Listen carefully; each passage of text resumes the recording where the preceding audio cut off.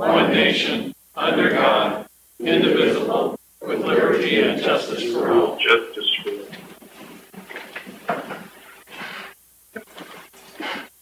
Okay, roll call. Councilmember Caldwell Wagner. Here. Groves. Here. Fitzpatrick. Here. Randall. Here. Walker. Here. Patrick. Here. Mayor Cramblett. Here. Any additions or amendments to the agenda? Your Honor, we'd like to move 7B up to immediately following the public hearing. Okay. Sounds good, we'll do that. So adoption of the consent agenda. This is approval of January 14, 2019 minutes. Ratification of bills in the amount of $62,595.77. Your Honor, I make a motion we accept the consent agenda. I second. Okay, it's been moved and seconded to adopt the consent agenda. All in favor, say aye. Aye. Aye. Opposed? Okay, so we're going to go right to the City Hall preliminary engineering analysis. Oh, great. Thank you. You're welcome. Introduce yourself. Yeah, so my name's Lauren Bromley. I'm with Willdan. We're going to introduce ourselves a little bit. Today I have with me Jackson McDonald. He is the construction manager, lead construction for our team. And Candace Norton, she was the lead of the engineering team that put together the evaluation we're going to present today. So, thank you. Okay, you're good. You got up I'm here. gonna, Yep, she's going to change the slides for us. So we have, Want me to turn the lights off? Or? Please. that'd be awesome. just gonna practice really quick. Yeah. So, thank you so much for having us today. We're really pleased to be here. We're going to talk a little bit about the findings of our preliminary engineering analysis. So, back in September, we started working with Gordon to take a look at the City Hall building and provide some analysis and evaluation and some recommendations. So today we're going to present the findings of that study. We're going to start off with a little introduction to Willdan. So who we are, one more please. We're a full MEP, mechanical engineering and plumbing, engineering and construction management firm. We've been present in the Pacific Northwest for over 30 years, most of that time under the name of Abacus. We were purchased by Willdan 4 years ago as a wholly owned subsidiary, so we've maintained all of our staff and management through that process, but now we have a whole bunch of national accolades to our name as well. Go ahead, Candace. So what's our mission? We improve efficiency and solve infrastructure problems. We are a client-first, holistic approach. We are heavily engineering-centric, and we are product and vendor independent.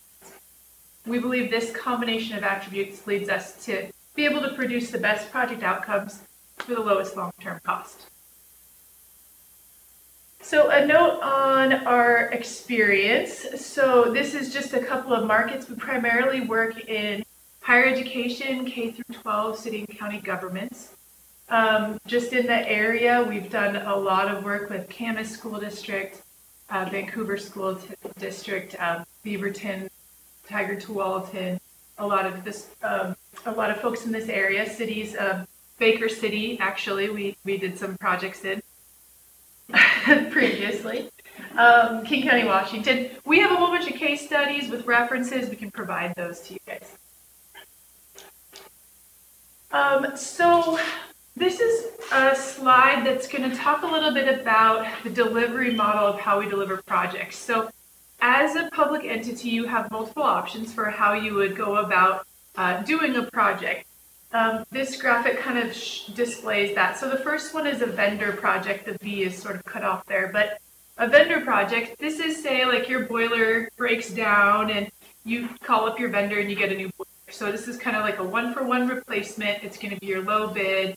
It's going to have little to no design and definitely no guarantees of performance or energy savings. Usually it doesn't even have an energy savings brought into the conversation. The next way to approach projects is design, bid, build. This is how basically all new construction needs to be done, and this is how a lot of existing buildings are also addressed. So in this, you break up the design from the actual implementation, and what we like about it is you get 100% system design. But this process can be pretty problematic for existing buildings that there's a lot of unexpecteds that can come up, and it can be quite a bit more complicated. And this, for existing buildings, is oftentimes kind of plagued by change orders. Regional change order rates are looking at like even 10% of project costs on average. There's really not accountability because there's a design entity draws up the designs and then contractors bid and install. And this is where you hear about those public agencies that if something doesn't go well, the designer says the installer didn't install it correctly, and the installer says that the designer didn't design it correctly, and the public entity is kind of stuck in the middle. And legally, under this system, the public entity is at risk to make sure that the project is installed per the design, which can be very challenging for public owners to achieve. Again, in this system, there's no guarantee of a maximum project cost or energy savings or anything because the people that are responsible for different components are split up. So in response to the kind of issues with existing buildings for design, bid, build, Oregon, like just about every state in the country, created performance contracting legislation. So this legislation is only for existing buildings and only for projects that create energy savings. And it allows the ability for public agencies to procure a single entity to do the entire project turnkey. So from design all the way through implementation. So performance contracting, this is the delivery model that we follow. So this introduces the ability to use a financial solution because there's a guaranteed maximum cost and there's energy savings. Under the legislation, you can have financing that can help you pay for the project over time. And you can pay for the project out of energy savings and maintenance savings that come out of the project. This introduces accountability throughout the entire process and a guaranteed maximum installed costs, guaranteed performance, and energy savings. But one of the drawbacks of this system is that all firms basically do design after a construction contract is reached. So they drop a construction contract based on a narrative scope. So go ahead, Candace. Our group is the only one. We've sort of flipped that on its head, and we do 100% system design before a construction contract. And that's really important to getting the best project outcome. So go ahead, Candace. I'm going to skip this slide because we don't have a ton of time. Okay. So keep it moving.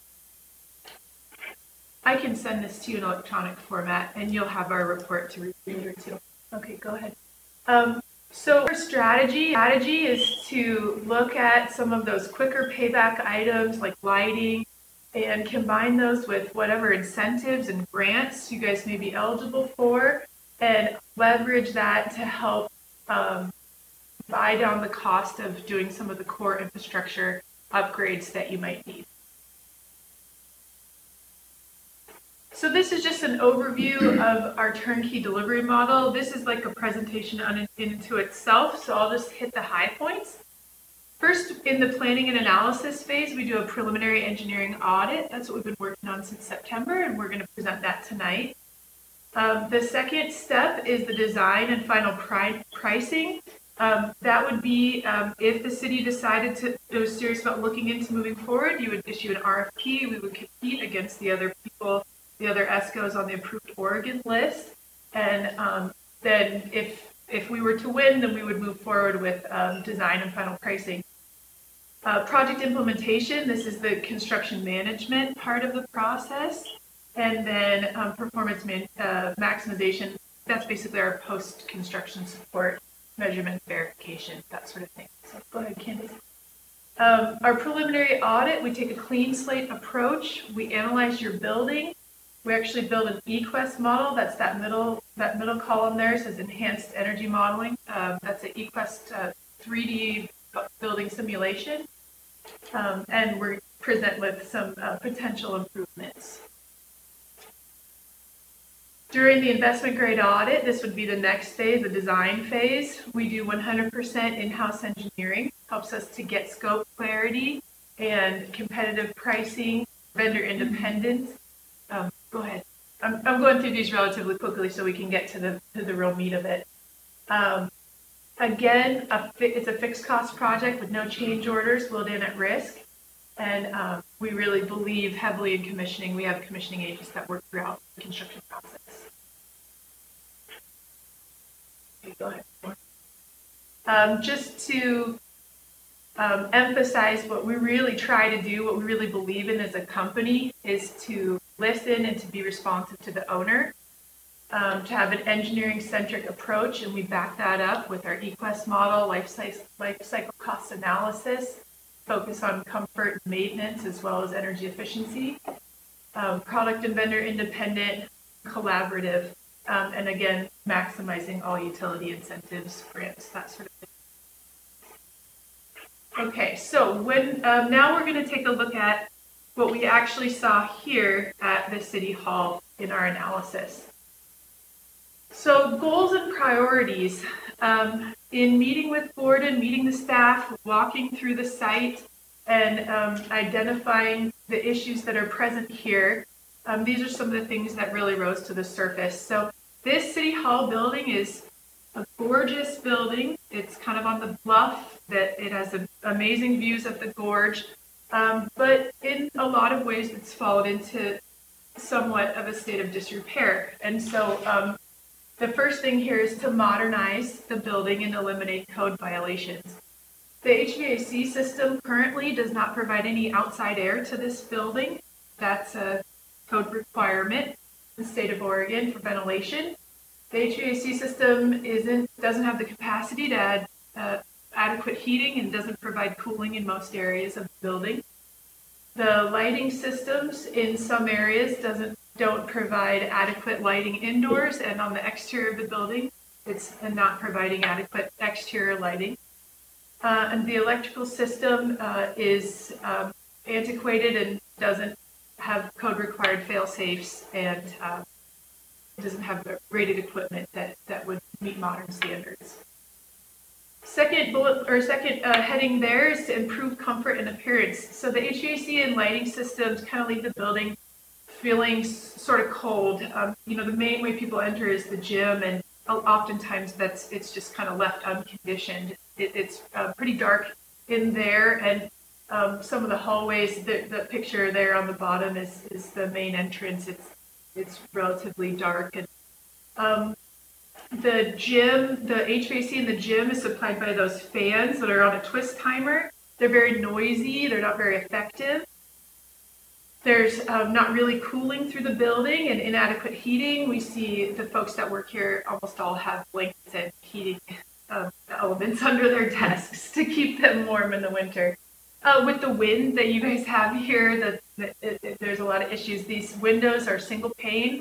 They're in poor condition. They allow for a lot of infiltration. They allow for water leakage, and there's some crumbling of the concrete they're housed in. The third category there is improving safety and reliability. The electrical system is at risk of failure. A lot of the distribution panels and switch gears are original to the 1926 construction. Some have been added or updated. There's a number of problems that you'll see outlined in the report. The panels are not adequately labeled or correctly labeled. If there was ever an emergency where emergency responders need to turn off certain circuits, it's not immediately clear what those are. That's a safety risk. There's not some of the fault protections that exist in existing equipment. And since a lot of the equipment is obsolete, if there was a failure, there could be kind of a long lag time there wouldn't be just an immediate off-the-shelf fix that you could get. You would potentially be looking at a power outage here. And the existing electrical system can accommodate an emergency generator, which which was brought up by city officials as something that they would be interested in having for this building. The domestic hot water and plumbing systems are also older and at risk of failure, and we know that the roof has leaks and is in replacement. So starting off, I'll point out the picture that we have here. This is the 3D simulation. This is your actual building in the eQuest modeling tool.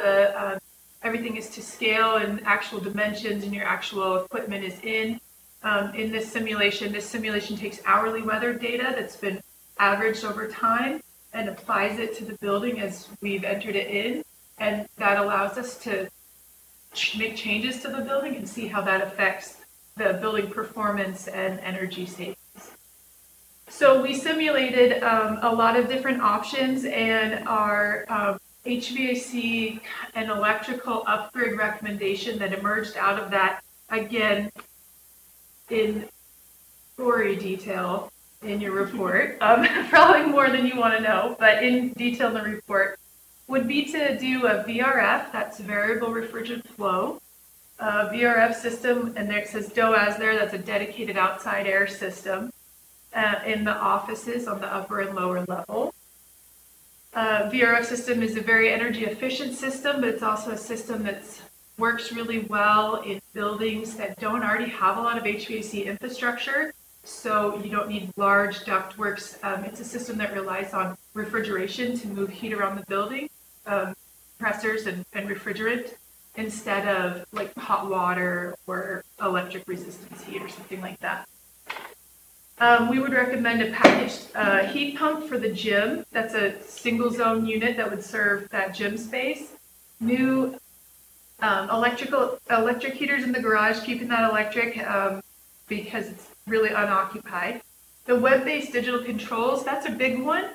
Right now, there's no way to enter schedules into this building. There's no way to really control the temperatures in here very well. Each room has a thermostat, but it's really an on-off, and they're kind of miscalibrated and not working super well. So we could put in you would have access to a remote access web-based, so folks could make schedules at home, make changes or troubleshoot, set alarms, that sort of thing. In order to add the cooling that we've discussed with city officials that you would be interested in, and the new equipment, we would recommend all new electrical service. So that's new panels, switch gears, a new transformer, and that would enable you as well to also add a new backup generator. Additionally, just a comfort and productivity thing for staff here, adding outlets throughout the whole building. The 1926 construction doesn't have nearly enough electrical outlets for everybody's cell phones, and they're need now. Envelope improvements. This is a subject that's complicated by the fact that this building is almost 100 years old, and it is subject to the rules of the Oregon State Historical Preservation Office, SHPO. And so the estimates that you'll see in the report and in future pages is it has a wide range, and the high range ranges up because we don't know exactly what SHPO will require until we really start working with them. So this potentials upgrades would include exterior window upgrades, including additional cost we assume will be in there because we need to work with SHPO, and a full roof tear off and replacement, and also fixing the gutter system right now. It's kind of falling off the building and really working correctly, allowing water to run down along the foundation of the building.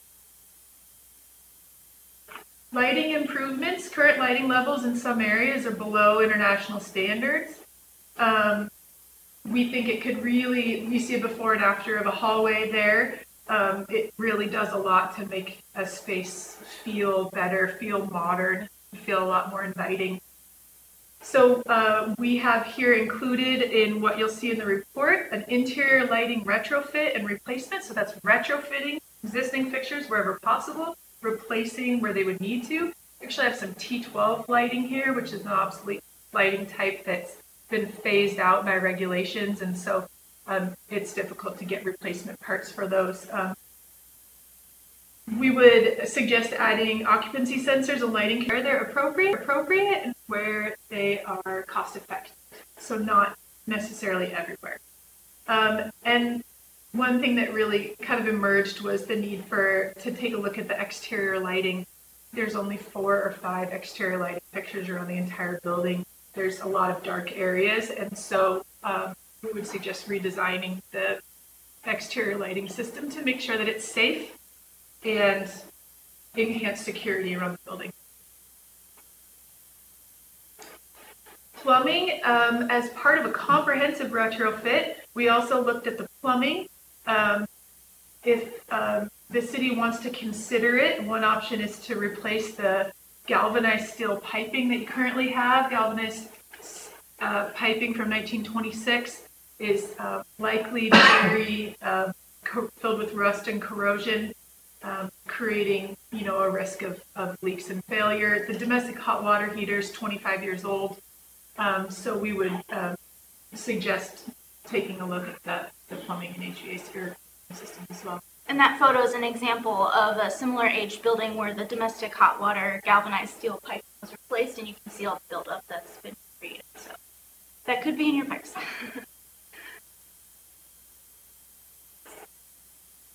Okay, so that's a lot of information, and a lot of it you probably already know that this building has some issues.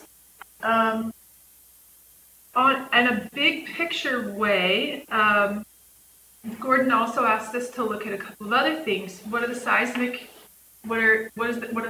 conditions of this building, and what do you need to know about that as you're making decisions on what to do with this building?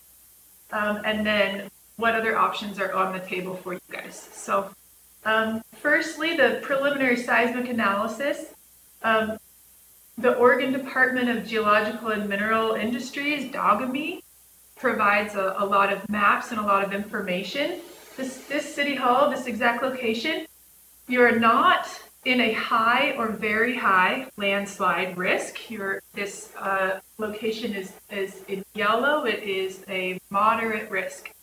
The second relevant map is the earthquake shake potential. The city hall is not at a high or very high susceptibility to earthquake shake potential. That scale goes from 0.1 to 0.8. You guys are always 0.2. You can see there's a little red dot. It's larger in the report of where Cascade Locks is in that moderate zone. Seismic retrofits are very costly. They're not an insignificant cost to undertake. So city leadership obviously will need to, evaluate all of the information. We have in here, we did speak with a seismic consultant. We have a section here describing what seismic upgrades would look like and a projected cost for those as you're considering all information. So this building has some room for improvement. And that's all talked about in the report. Go ahead, Candace. But that's not the only options that are open to the city. As we've discussed with Gordon, one thing I think that is on the city's radar is to abandon the existing city hall and build a new structure. So Gordon asked us to gather some information about that as well.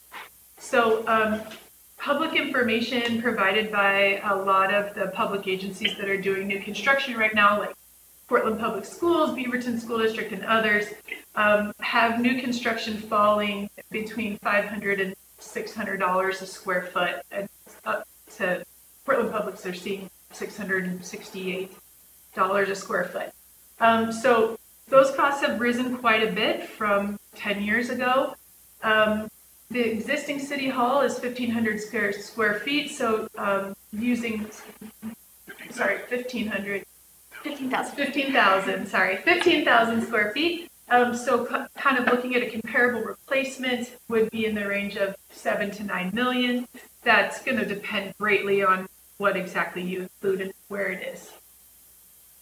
So that's one option. The city could also consider abandoning this existing city hall and constructing a newer, smaller building to save costs, to bring that first cost down, since we know it's a lot related to building square footage. If you reduce the size of the building dramatically, the new facility would, in a lot of ways, I think, cease to be the vital center of the community that this building kind of is. The large public meeting space is used by seniors to exercise, for Christmas events, for the food bank, and other things. And so if you build a much smaller facility that just had, just a few offices, you would lose some of the functionality that you have in this building. This building is really gorgeous, and it's sort of a landmark in the community. And so we are folks that work in existing buildings, and we have a love for old buildings and fixing them up and saving them. And so, obviously we're the third option is what we're here to talk about, and that's implementing the HVAC, electrical, envelope, lighting, plumbing, or some combination of the upgrades discussed in this report. And it would allow the city to stay in this building and while making it a modern building, a warm and safe place that's inviting for the staff and the community. Okay, so probably what everybody really wants to see, some financial tables. Go ahead. It is difficult. That is the presenter projector's a little bit blurry. Can you get the light? Sure. Let's Then that way we just can pass flip out this the around. report. So this has all of the details of all of the different upgrade solutions that we have discussed. The financial section is on page 25. Page 25. So the first measure is the largest measure by far, and it incorporates many different aspects. It's the HVAC system replacement, so that's the entire building HVAC. That's controls, a full electrical building service infrastructure upgrade, and adding a backup generator.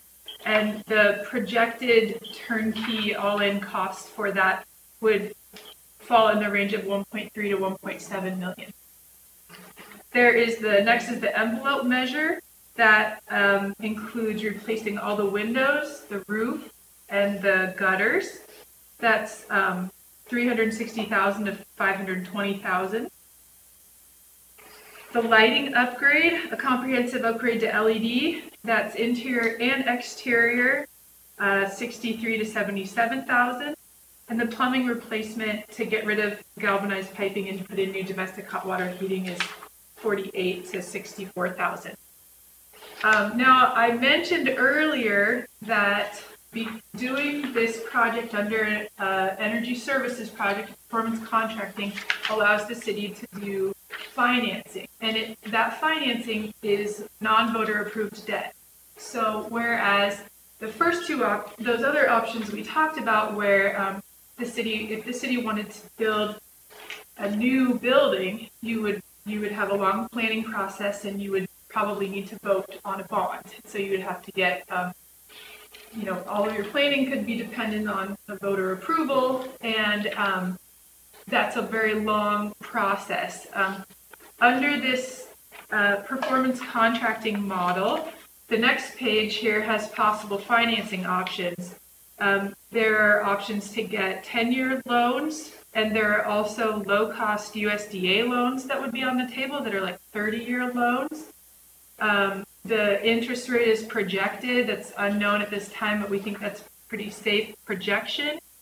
We don't know if you would have a down payment or not. So there's some different scenarios there, but basically spread out over time, you could have payments that are $95,000 a year up to $290,000 a year. And again, this is also, this is just for the range of installing everything. Some items may fall within the priority of the city to address, and some may fall off of the scope list.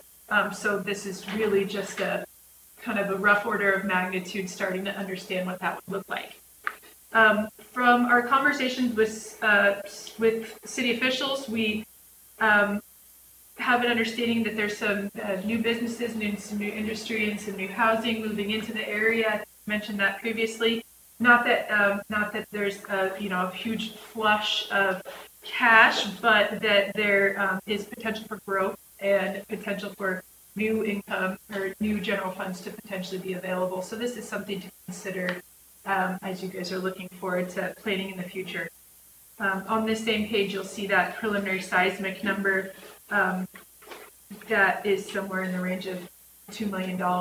That is, again, it's a costly thing, and that's included for your information as you're making decisions.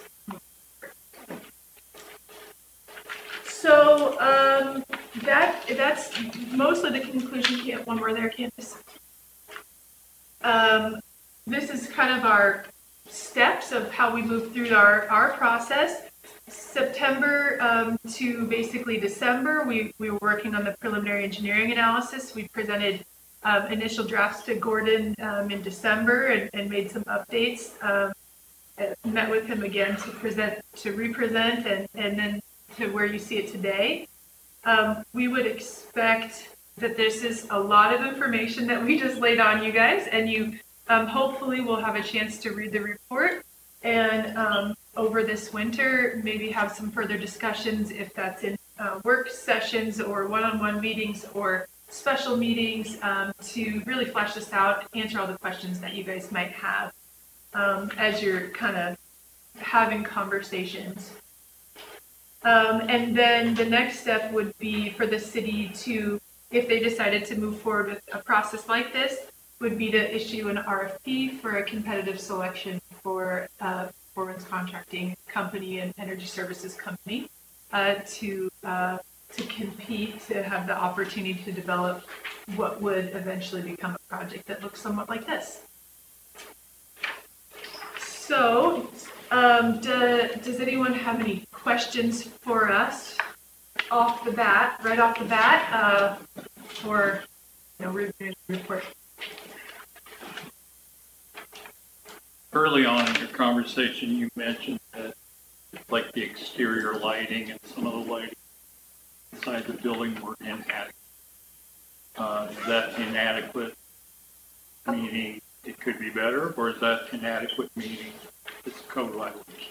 It's a requirement. It's according to the IES standards, which is the International Illumination Society, and they publish ranges of foot candles. We have a foot candle measurement device, and you're supposed to measure, feet off the ground, so it's at working level. Different areas have different recommended light levels. Those recommendations are incorporated into the code, and in some areas of this building, they're not.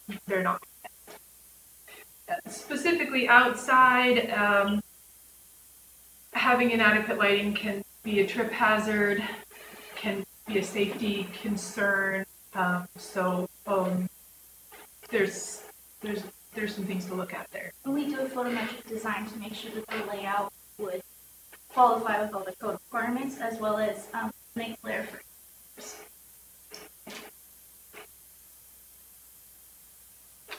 Any other questions about scope? Bruce, do you have any questions?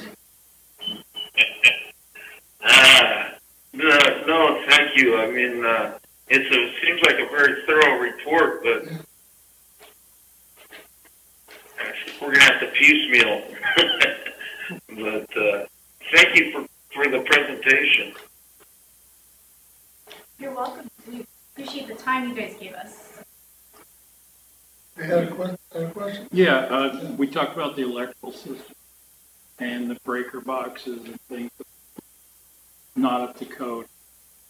Are replacements of that, is that what you've included in the HVAC estimate? Yes, so that would be electrical service all the way back to the transformer.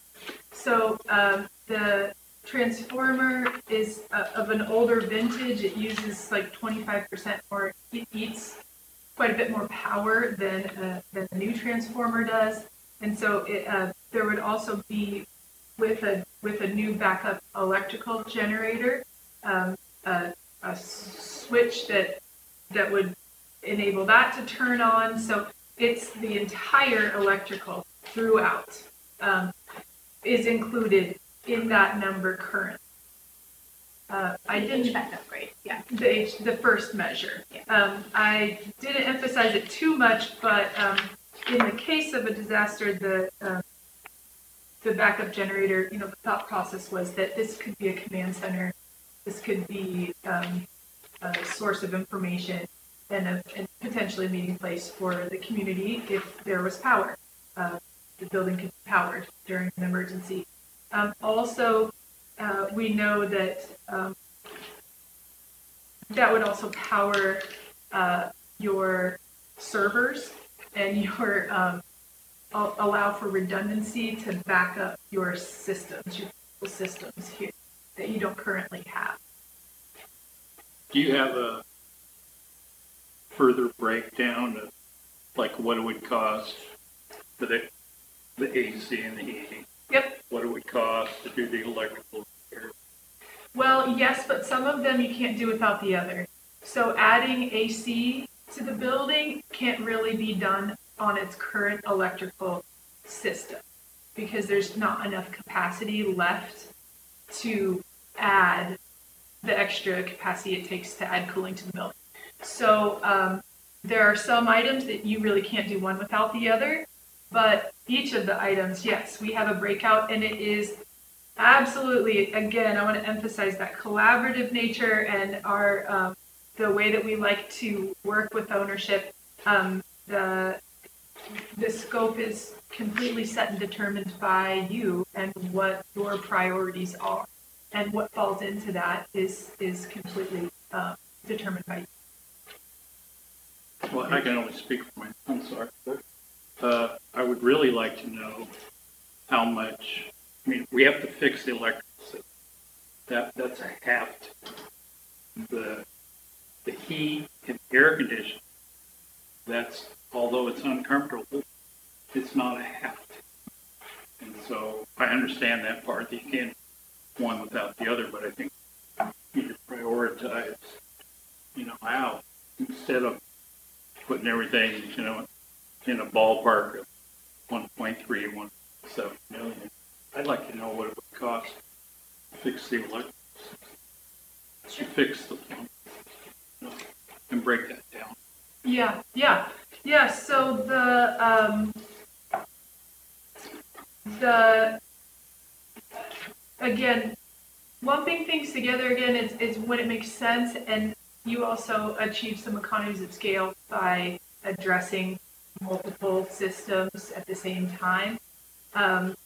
You're going to have when you do fix the electrical system, there will be an outage for a period of time as switch gears are pulled out and main distribution panels, and as the new generator is put in and everything.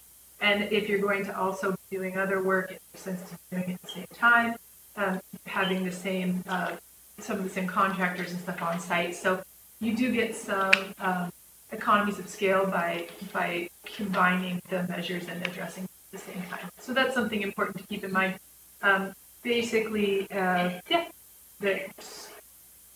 But absolutely, we have all that information, and we can share that as items emerge that are a higher scope priority. Do you want to say something, Richard? Basically, which was the HVAC upgrade part here. The backup generator, does that include emergency lights? Yeah, and again, that's a place where you have some overlap between things. So if you don't do the electrical upgrade and you don't do the emergency generator, then each new fixture needs to have a battery backup. If you have an emergency generator that'll power your emergency lights, then you can eliminate the battery backup that you need on each individual fixture. So making those decisions in concert, having the whole holistic picture to understand as you're making those decisions is important to getting the most cost-effective outcome. If you just go out and do a lighting upgrade, probably get battery backup, and if you went to generator upgrade, you would have unnecessary costs there. So, I know this is overwhelming. It's overwhelming to me when I got it. The first question you have to ask yourself is, which would you rather do? Preserve this building or tear it down and replacement? That's the first question. Because if we're going to tear it down and replacement, we're not going to do the emergency upgrade or electrical upgrades if we're going to turn around and tear it down. If you tear it down, you lose history, you lose potential to lose space. Now, they talked about that, but we really don't need a 15,000 square foot city hall. We could do fine in a 5,000 square foot city hall with a 2,000 public works annex, or we combined with the port offices, we could make them pay for half of it. But what you lose is the historical nature. So the first question is, do you keep it or do you throw it away? And then the second question is if you keep it, do you keep it at the size in history, or do you downsize? I understand, and I know you understand as you look at this, we're not doing any of this year. We're not. We don't have the money. We've limped along for 92 years. We're going to limp along for some more. But what brought this to you so you could see the scope of the work that needs to be done. And then the third question is, if you keep it, do you just do all the electrical, the envelope, all of that stuff for the 2.4 million, and ignore the seismic because we're in a low quake area, we're in a low shake area, a low landslide area? You double the cost when you put the seismic in. Or do you just make this comfortable for as long as it's going to be here? And when the Cascade subduction comes in and we all float down, you saved yourself $2.5 million, but you're going to die anyway, kind of thing. So those are the three questions you've got to ask. Is do we keep this?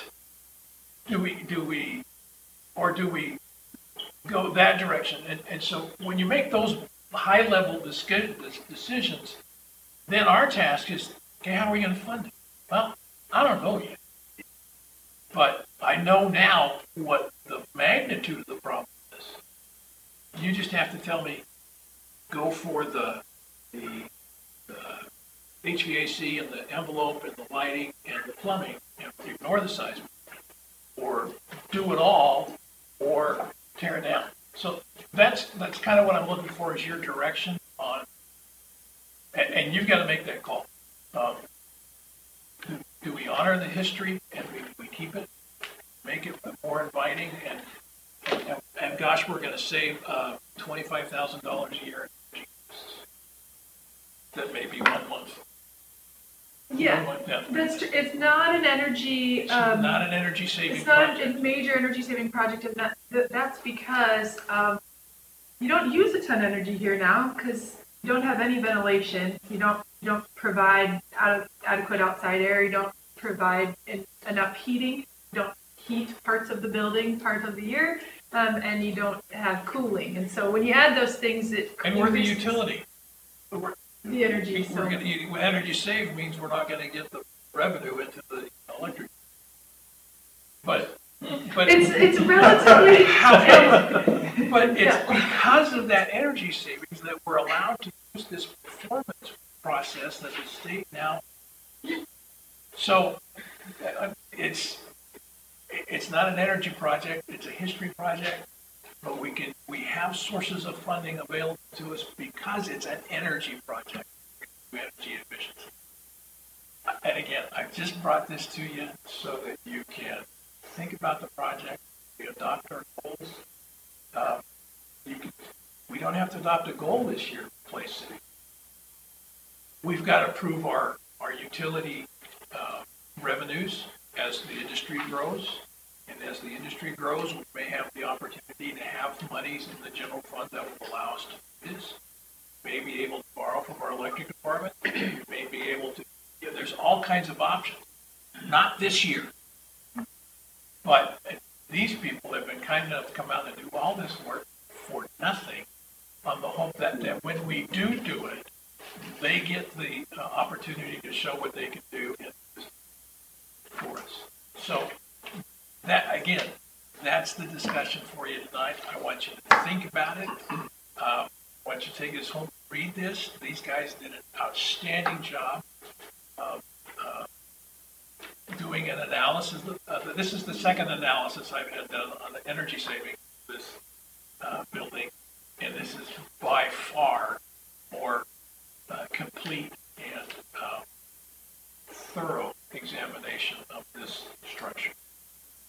It's a great building, but you've got to decide which direction you want to go. So I will ask you those questions again at our next meeting. And thank these folks Yeah, thank you very much. coming out and doing this. Yeah. Thank you. Thanks. Yeah, we're as I said at the beginning, we've been around for 30 years. I've been with the company for 9. Jack's been there 9. We'll be here next year. We'll be here the year after that. We want to create these relationships and put us on your radar for when you're thinking about things for the future. Thank you. All right, thank You want you. to save a few more Copies? Yeah, that's well, we love that. No, I didn't. Thank you. Is that tonight? I got to put one for archives, and I got Bruce needs. Yeah, we can provide electronic copies as well. Yeah, no, well, yes, I got one for you, Bruce. Thanks, Bill. Thank you, Lauren, and all you guys.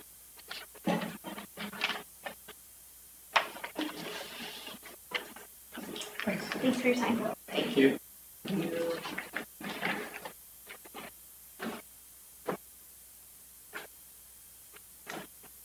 Okay. No public hearings, we go to the action items.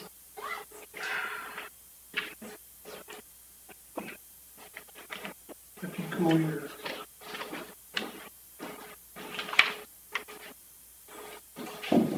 Thank you. Appointment to committee, We have none, Your Honor, at this point. approve resolution number 1409, check signers. Every time we have a change in council, we get the opportunity to add you all to the check signing capability so that when we have checks to sign, if we can't find one, maybe we can find the other. So, encourage you to pass this resolution.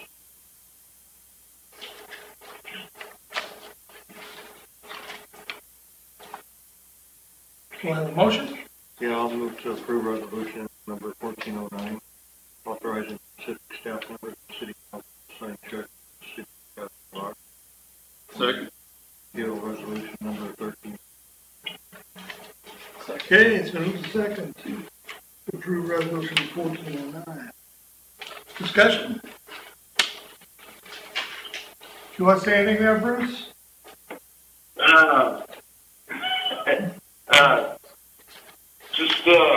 Hey, when I'm there Fridays, if you need me to sign something. Okay. All right. All in favor, say aye. Aye. Opposed? Okay, Thank you. we got signers. Approved wildfire deployment contract. We have our fire chief with us tonight to talk to us about an opportunity for additional revenue for the fire. With Rebecca. So for those of you who don't know, this is Rebecca. She's our firefighter paramedic. This was kind of her project. Put together the staff report for you guys, just kind of outlining some of the possibilities that are ahead of us. The Eagle Creek Fire set forth kind of an interesting prospect for us. We contracted our ambulance to the fire for 40 days, which is a little bit abnormal, but because it was here, we were able to do that and switch out crews, so we met all the requirements for service and brought in $136,000 in revenue. So what we would like to do is potentially contract out one of our ambulances to Wildfires with the Forest Service. And in order to do that, we need to submit the application before the 1st of February. So that's kind of, getting it close. With the shutdown and everything, we know that it's been pushed back, but we don't know how far it's been pushed back. So, but with that, we would also need to look at bringing on some seasonal crew members if we were approved for that application, so that we weren't totally leaving our town uncovered to go. It would be guaranteed money, so it's not like we're not getting anything for it, but we're leaving home unprotected. So we want to look at, if we get awarded the contract, bringing on 2 seasonal employees, one who's a firefighter EMT and one who's a firefighter paramedic, to mitigate that, what would be leaving home, so that we can rotate some of our crews here and some of our volunteers here out, so they can go do something a little bit different. And then come back and then maybe send them out too. It's kind of an alternating thing. So what the Forest Service does is they will pay for your crew members as well as the cost of the vehicle for however long it's on the fire, as well as they'll pay for backfilling at home. So if we send 2 crew members out on a rig for a certain amount every day, they will also include the 2 people at home that are covering the station. So we'll make money in a way, kind of a weird roundabout way. And so it could potentially be a good income source for us. The second option on there is one that I still haven't heard back from ODF about, but potentially contracting one of our wildland engine to them. That would be kind of a scheduled out thing where we could go patrol with them as an ODF operated vehicle, so to speak, and they would pay us to do that.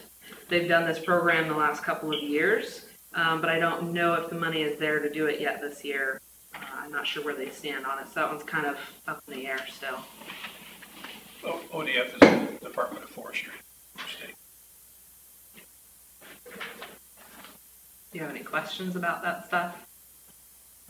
Your Honor, Yes, sir. explain to me again how this would work. And the reason I'm asking is I'm confused right now as to where,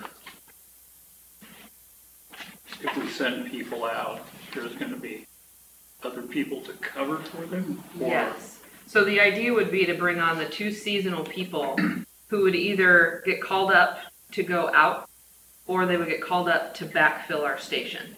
And it would give us the option to do both, or mix and match, whatever we wanted to do, so that our volunteers and our staff here aren't stuck here all the time. They could go out and earn a little bit of overtime and that sort of thing. And so that it would be necessary to bring on 2 seasonal employees, and the seasonal employees would allow us to not have to pay the health benefits and all of that stuff, but they would be stuck working less than the 600 hours, so we don't hit PERS, which potentially could be a problem depending on how long the fire season is. But the idea is that they would just be a very short-term employee, and then they would go on their way at the end of the season. And there are people out there that do that. Right. Number one. And number two, this is a process. There's not any guarantee that we're going to be offered a contract to fight any fire. But if we don't begin the process, we're never going to get them. So we're asking kind of a twofold approval. We're asking if it's okay with you guys if we apply, and then if we get approved for it, if we can bring on the 2 seasonal employees. So when you bring on 2 seasonal employees, which would be, what's your season? June to August or And we're July looking at to? probably May to, I think I wrote May to September Okay, what or May, October. September? Now, are we paying? So we're gonna be paying them, So they would whether be, they go out or not. We're gonna be paying them because they're. No. is that- We No. bring them on, but it we're would not paying. be, they would be more of a per diem type status. When they serve, when they're here, either backfill or on the fire, that's what we pay them. Right. Kind of like the Wildland firefighters. That's, Correct. so my kids did that. They sat at home. Yep. So we're not paying them unless they get on, Correct. an event. Well, something like that. Oh, go ahead, Linda. We don't have enough staff to staff our own fire department. Well, the Yeah, hope but- is that this would bring in revenue to help us do that. But what you're doing is you're sending 2 out and you're bringing 2 in that still don't have staff to staff our fire department. Well, but we're not anything less. So we're still staying status quo. I understand, but this is a way of trying to get some revenue in to help. Right. You aren't getting better, you aren't getting more staff, but you have people on standby, so you're not paying them. If they come in and make you 10 grand, but they cost you 4 grand, you made 6 grand to go back towards your fire department. And you talk about volunteers, we don't have any volunteers but 1, right? So, But that one really wants to go on wildland fires, so. well, let him go on wildfires then. Well, but we Somewhere can't else. go if we, Don't make the contract. well, or if there's, none locally or we don't have the staff. I don't get it. I don't get it. So you're talking about potential money to come in, Correct. and it's not approved, but we'll still have people here getting paid per diem Correct. and staying. So you wouldn't lose the coverage that you have now, but we would still be able to send somebody out to make some money, and then they'd come back. And they could get deployed for 2 days. They could get deployed for 21 days. We could get deployed to 5 fires. We could get deployed to none. It all depends on the fire season. I'm guessing. But you're already getting paid. So you're saying, well, we can send somebody out to get more money. No, we're not getting paid. We get paid No, by our- the service to the fire. Our people that work here right now are getting paid. Yes, Correct. absolutely. That's right. So if we hire 2 and they're only on per diem here, whether they work or not, and you 2 little girls go out and fight that fire or whatever you do, then you're being paid plus being paid again.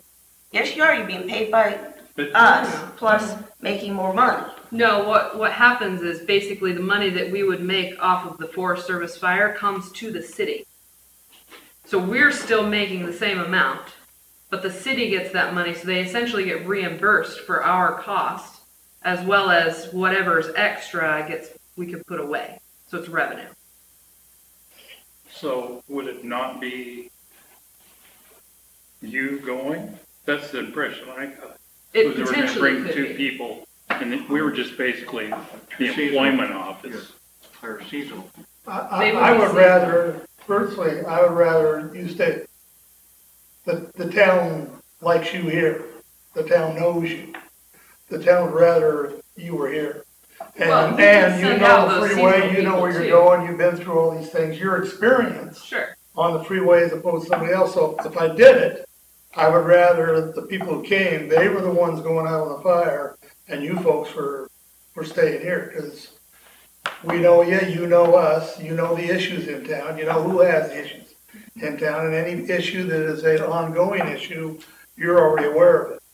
Anybody new is not, so if I did it, I would want the people who were calling in to be the ones going out the fire, and you still be staying here at to man, but I get the concept. So the concept is because when you get to charge those people, you're charging them beyond what their salaries are. Now you may not make a ton of money off of it, but you're making money off of it, and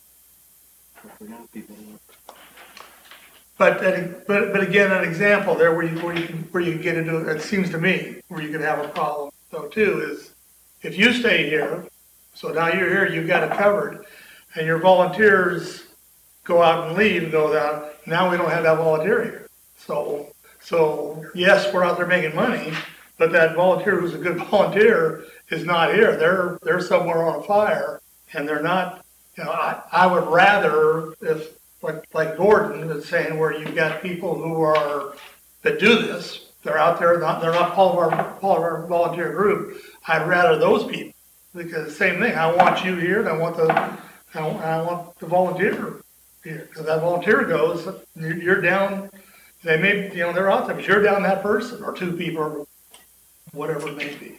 And you're also looking to hire another person. If the budget fits, yes. Yeah, it's probably not gonna fit, but they'd like to. But then we won't show it. But we haven't looked at the budget yet, because we haven't looked at projected our revenues, we haven't projected our general fund revenues, we haven't built the budget yet.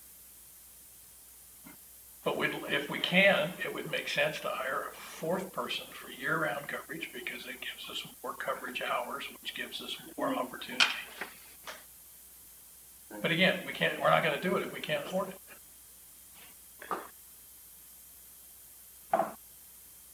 Bruce, is there anything you wanted to ask? Yes, Your Honor, there is.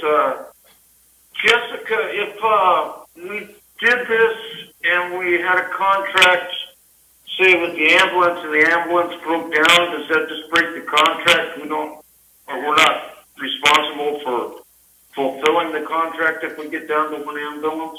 How's that work, if you could explain to me? So if it's something that breaks down on the fire, caused by the fire, they will pay to fix it.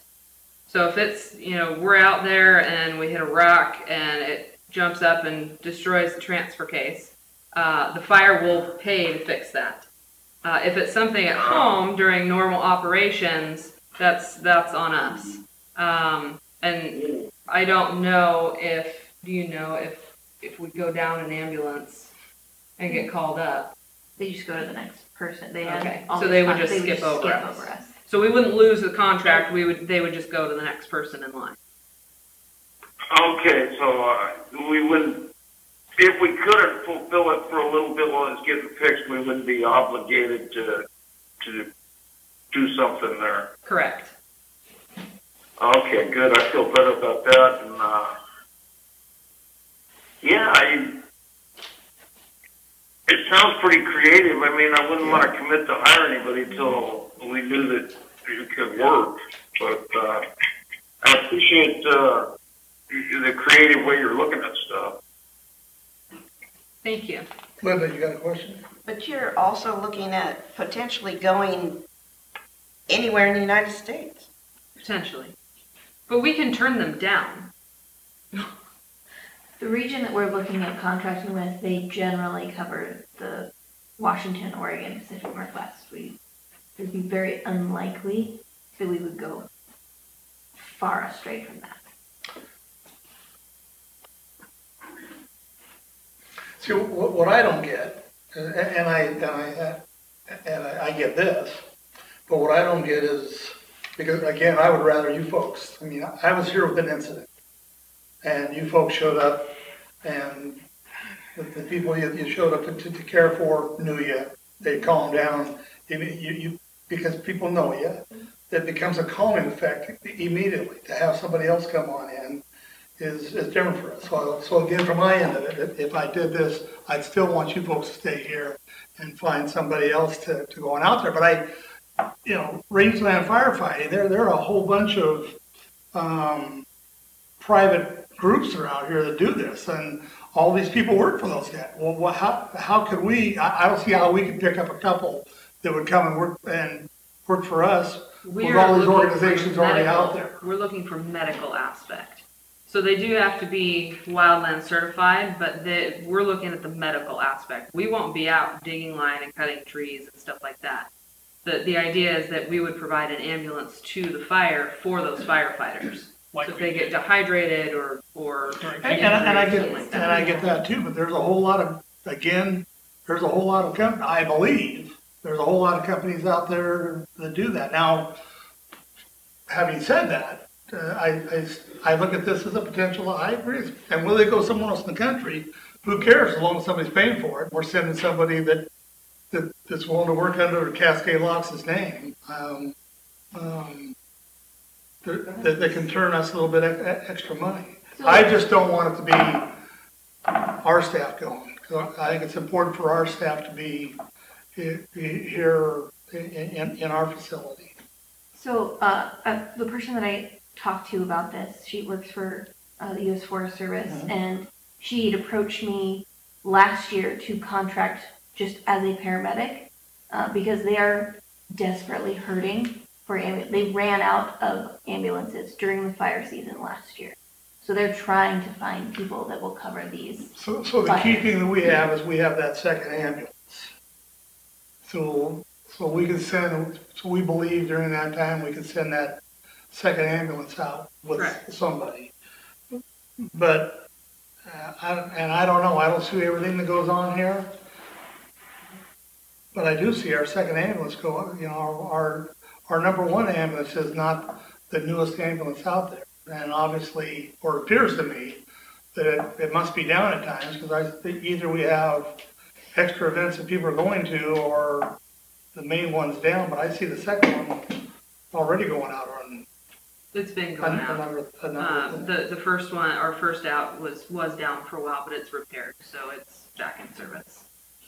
So I mean that's a concern, because the concern is yes, we do have two, and yes, we primarily take the main one out, but what happens when the second one is somewhere else and number one goes down? That's, and again, I get it. We go with mutual aid. Yeah, I was thinking more about it. We can choose to respond to the request for the service for the Forest Service, or we can choose not to respond and just go down the list until they find somebody they can respond. Because you never know the reasons.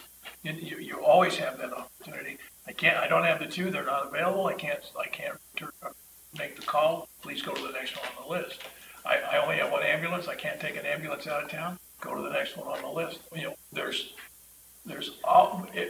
but if we don't do this, we don't have the opportunity to turn it down. But that's not my concern. I remember go ahead, Bruce. Trucks that had different city names on them that showed up for our fire, and so I'm in favor of at least finding out if we could get a contract, and then if we have the option to turn it down. I mean, we're not committed to anything by trying to get a contract. It seems like, right? If we can't answer it, we turn it down, they go to the next person. So, yeah, I mean, and Your Honor, I agree with you on some of that point you're making about keeping our local people in there, but I wouldn't want to turn a couple people that we didn't really know loose with our ambulance. I'd like to have some people at least one person we knew with it, that we knew to be responsible. But yeah, I'm for at least contacting them, seeing if the opportunity exists for us. Well, and I suppose we could look at it in that manner that we don't send both. We don't send all three of our regular ones on here. That at least somebody from our regular group has to stay here, and yeah, we could look at it from that angle too.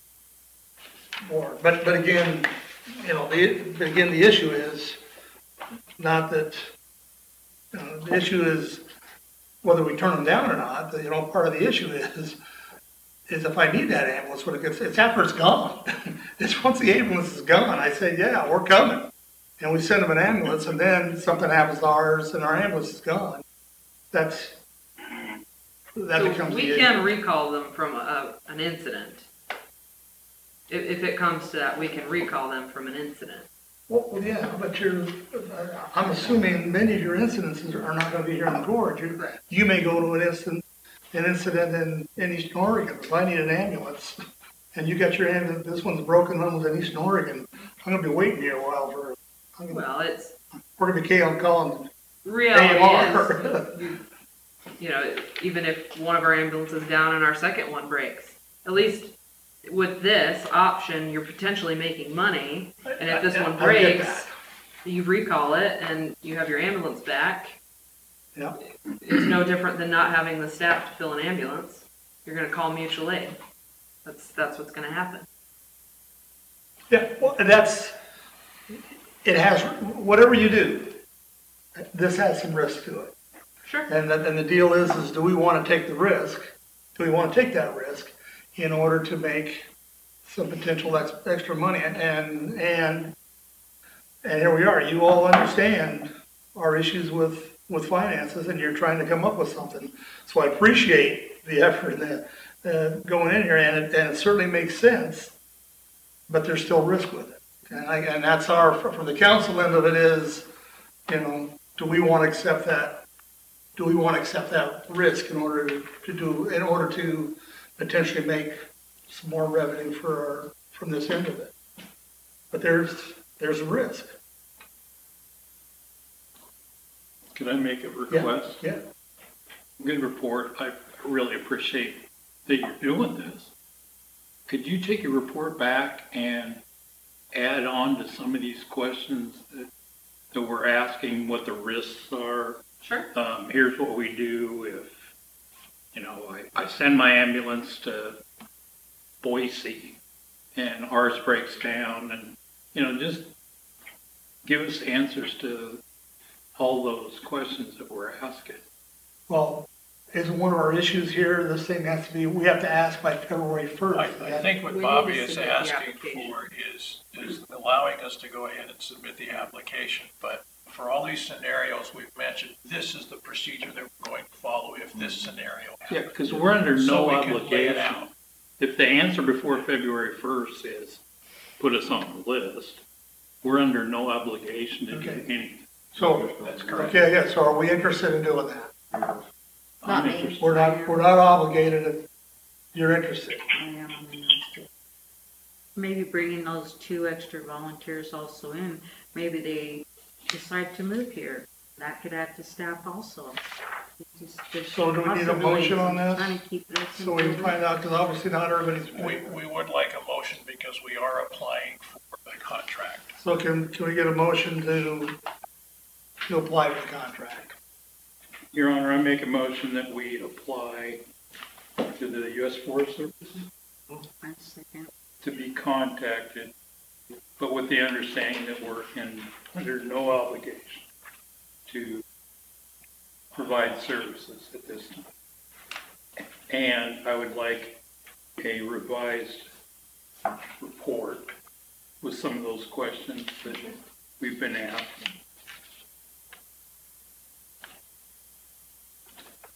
So is there a second? Second. Okay, it's been moved and seconded to go after the Forest Service contract and get the revised questions. Any questions? Yeah. I just want to make a comment.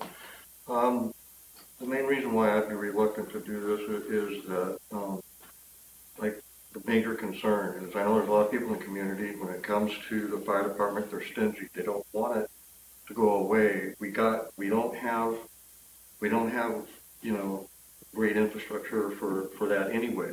So in some people's minds, it's like taking something away, with risk. And so, I just want to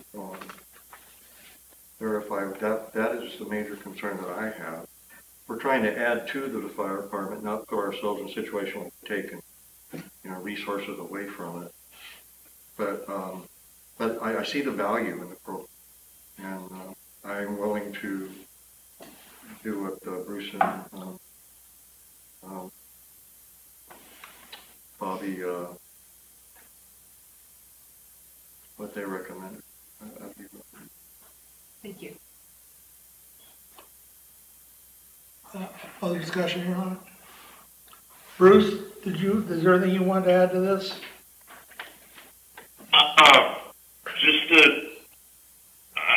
see how, yeah, I mean, we haven't committed anything yet except the stamp or something into this, and so I think we should pursue it.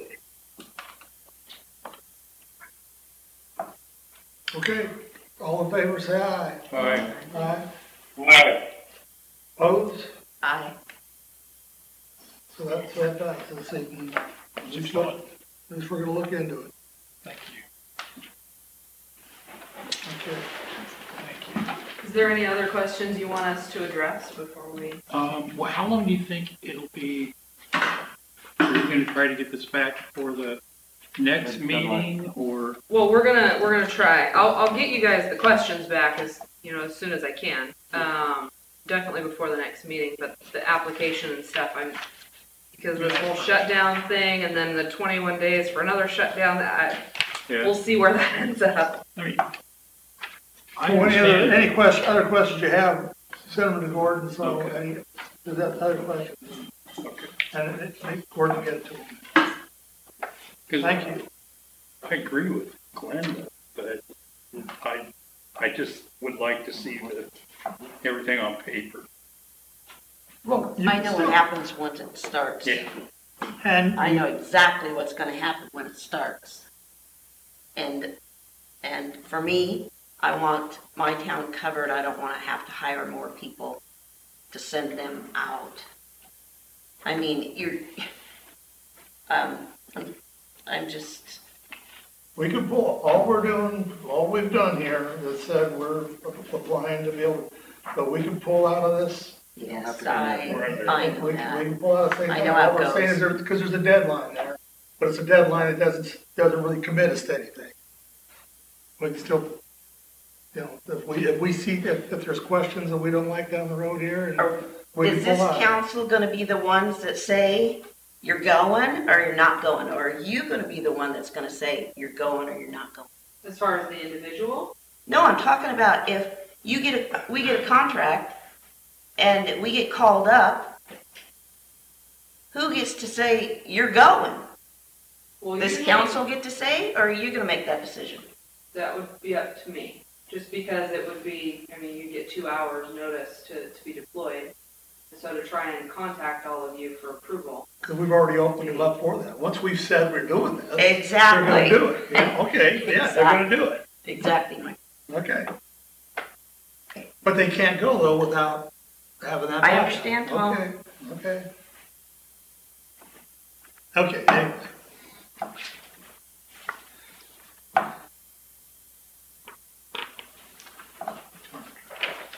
Approve council chambers furniture project.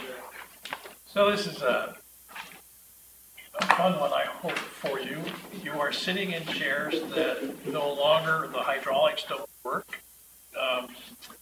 The tables are less than adequate, and so in an effort to improve the council chambers, we've done some research and found some options for you to consider new council tables and new chairs.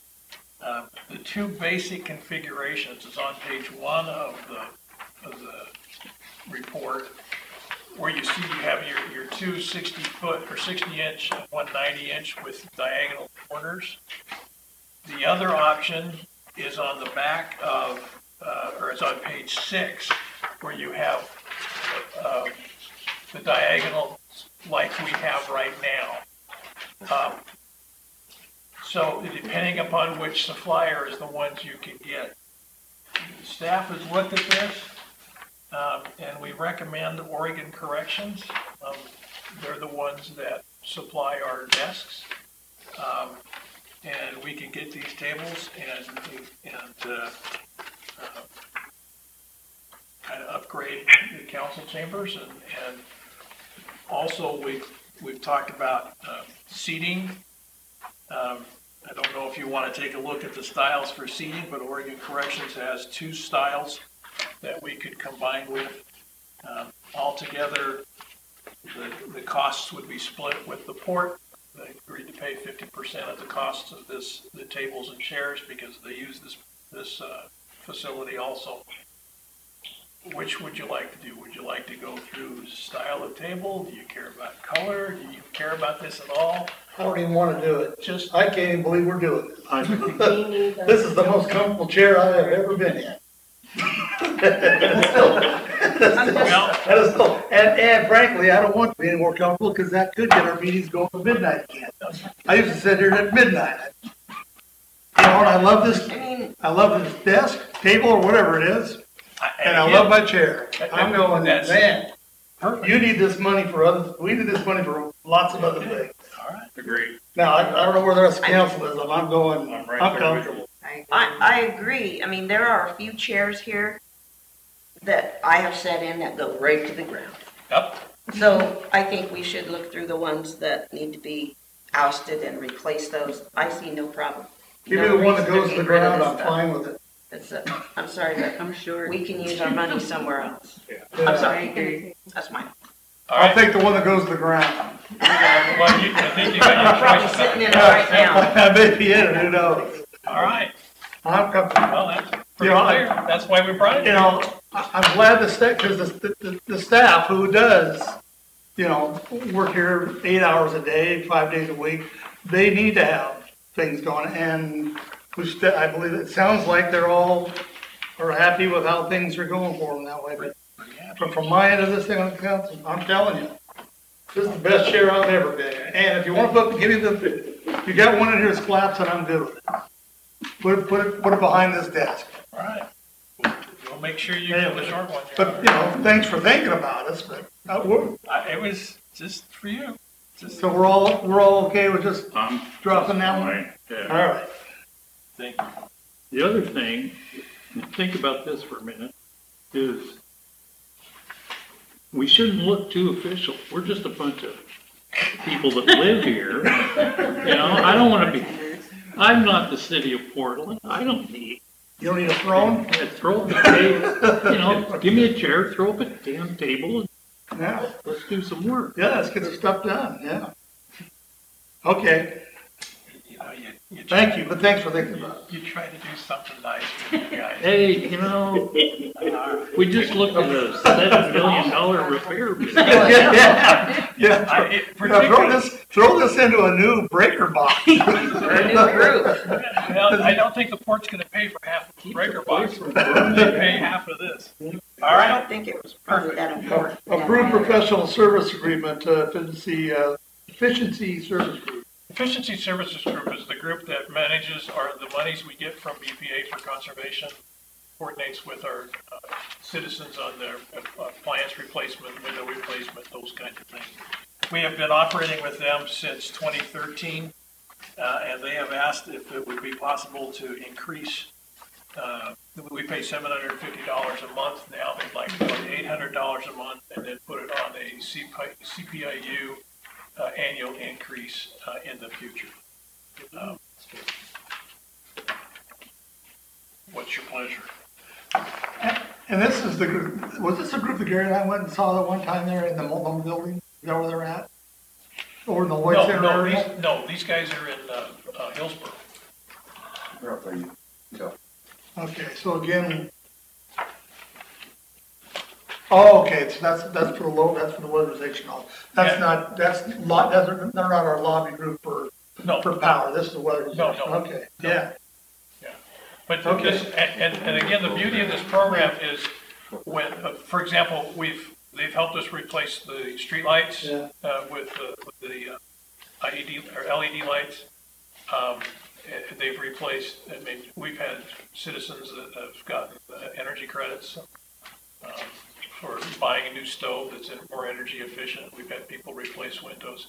These are the ones that coordinate all of that paperwork and then when they bill us, and then we turn around and send the bill to Bonneville Power, and Bonneville Power reimburses us at about 20% more than the cost.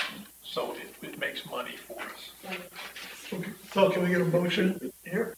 I move to approve the amendment to the professional services agreement between the City of Cascade and the Efficiency Services Group, LLC, dated January 1st, 2019.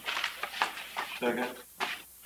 Okay, it's been moved and seconded to approve the amendment to the professional services between the City of Cascade Locks and Emergency Services Group, dated the 1st of January 2019. Discussion. Bruce, is there anything you want to say? No. Okay. We make money on it, so we better do anything we can make money on it. That stays in the electric department, so. All in favor, say aye. Aye. Good. Opposed? Okay. Thank you. Approve engineering contract. One more, F. Oh, approve, okay, that's right, approve IBEW 125 letter of agreement. If you follow the Supreme Court at all, you know that in October of, I believe it was February 26, 18, the Supreme Court issued what's called the Janus agreement, or decision. What that decision does is allows people who are union members to opt out of a union, or, and if they do opt out of the union, they do not have to pay fair share union dues, or join an organization that has a union but without being a union member. In order to reflect the Janus agreement in our IBEW contract, we've sat down and we've worked through it with the labor attorney to replace Section 2, which is the membership section of the IBEW contract, with the proposed language, and the union has agreed to accept it if the council accepts the substitution. Which is all the red highlighters, what you Right. What you have. Yeah, there's a clean copy that you have, and then there's the marked up copy so you can see what the changes are. Okay.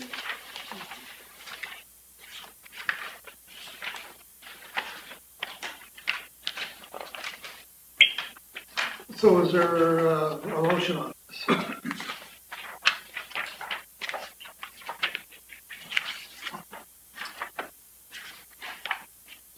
I move to approve the letter of agreement between the City of Cascade Locks and the International Brotherhood of Electrical Workers, IBEW, Local 125, regarding the implementation of United States Supreme Court Janus decision as it impacts our collective bargaining agreement.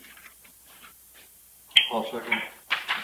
Okay, it's been moved and seconded to approve IBEW 125 letter of agreement. Discussion. Bruce, is there anything you want to say on it?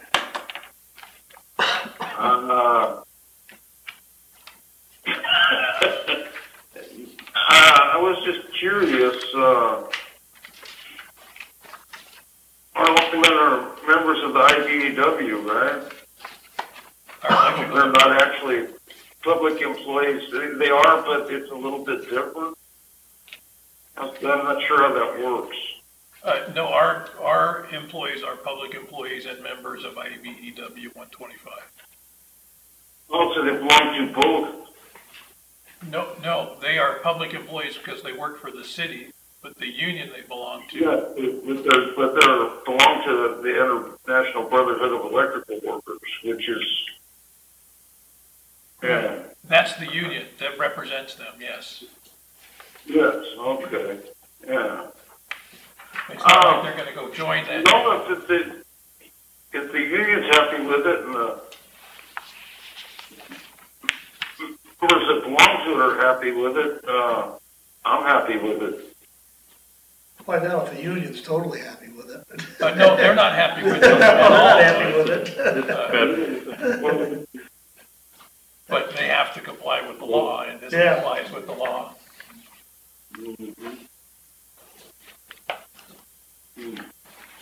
And actually, we took it a little step further. If an employee has a question about union membership, instead of coming to us, we sent them to them. That was not in our agreement before, so.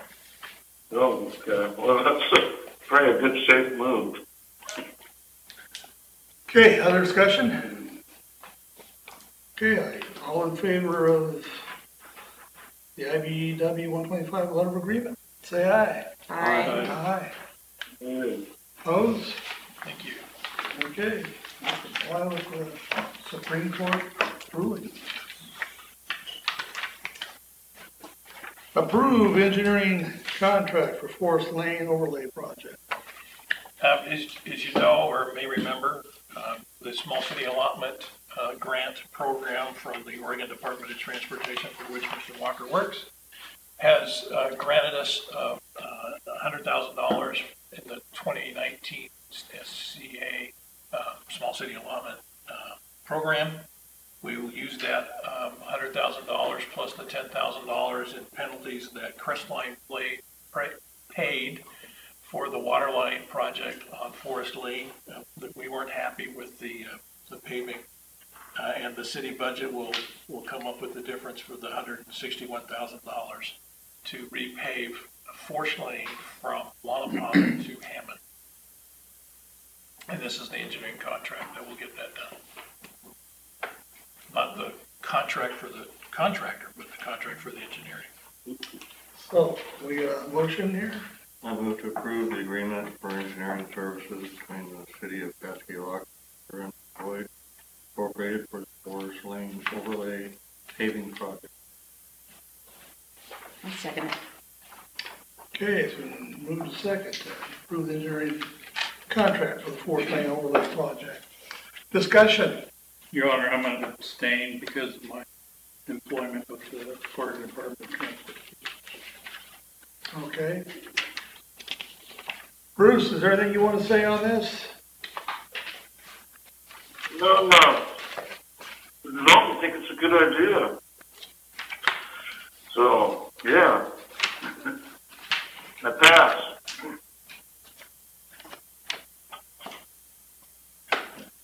Any other discussion? Okay, all in favor, say aye. Aye. Aye. Nice. Maybe a little bit more communication Oh, with yeah. contractors and the businesses, because when the water pipes were getting laid and tearing up the town, there was so much disturbance for the businesses. So I think every one of the businesses had to close down because they were not notified about the up digging around their businesses. I know the Brigham Fish Market, the Ale House, the dogs, even the Shell, every business was affected by that. And I think that the communication might be better to let the people know when, because then just all of a sudden, all these pipes were rolled in front of their businesses and they had no idea, you know. And they took their parking and cut off roadways, maybe a little bit more communication with the businesses on that. We're lucky in this part because we're not digging anything, we're just repaving. So Yeah.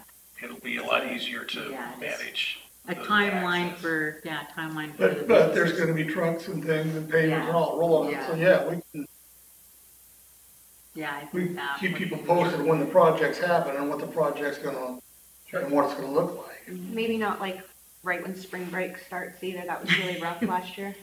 Yeah, they That said was September. really, really October, rough. so. So, yeah. Big time. Timing is difficult a lot of times, especially in big projects like that. You got a lot of forces at play at work that come together that tells you when and when. Can't. So all in favor, say aye. Aye. Aye. Opposed? Abstain. And abstain, okay. Thank you. Okay, that's our action items. Appearance of interested citizens.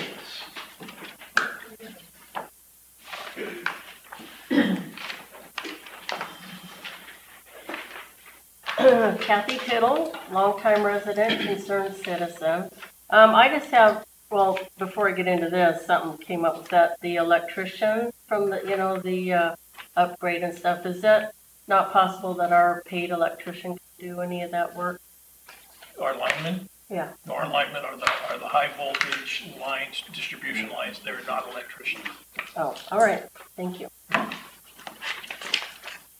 So, in the spirit of continuing my transparency in our government and our finances, I'm still urging an investigation into the management of our city hall and our finances. I ask that our employees be interviewed regarding management concerns without fear of reprisal, intimidation, or retaliation by management. And if they have documented concerns to be heard, it be taken serious.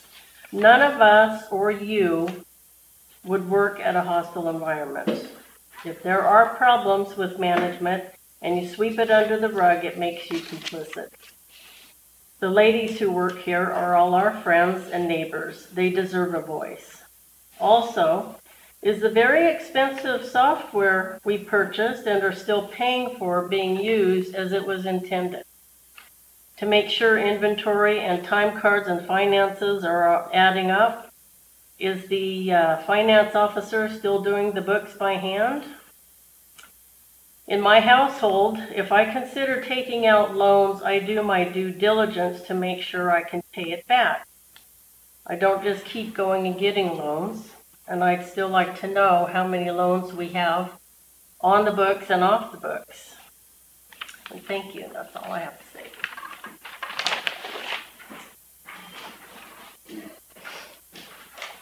Thank you.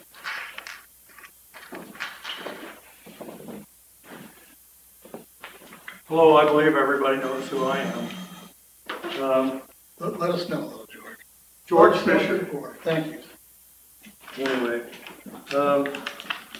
I'm back here again. I was here 2 weeks ago, and it's still on the same issue.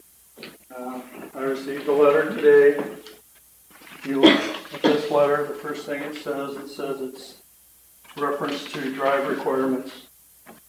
I came and seen the city council 2 weeks ago to talk about a site plan that I had turned in on December 19th to get approved.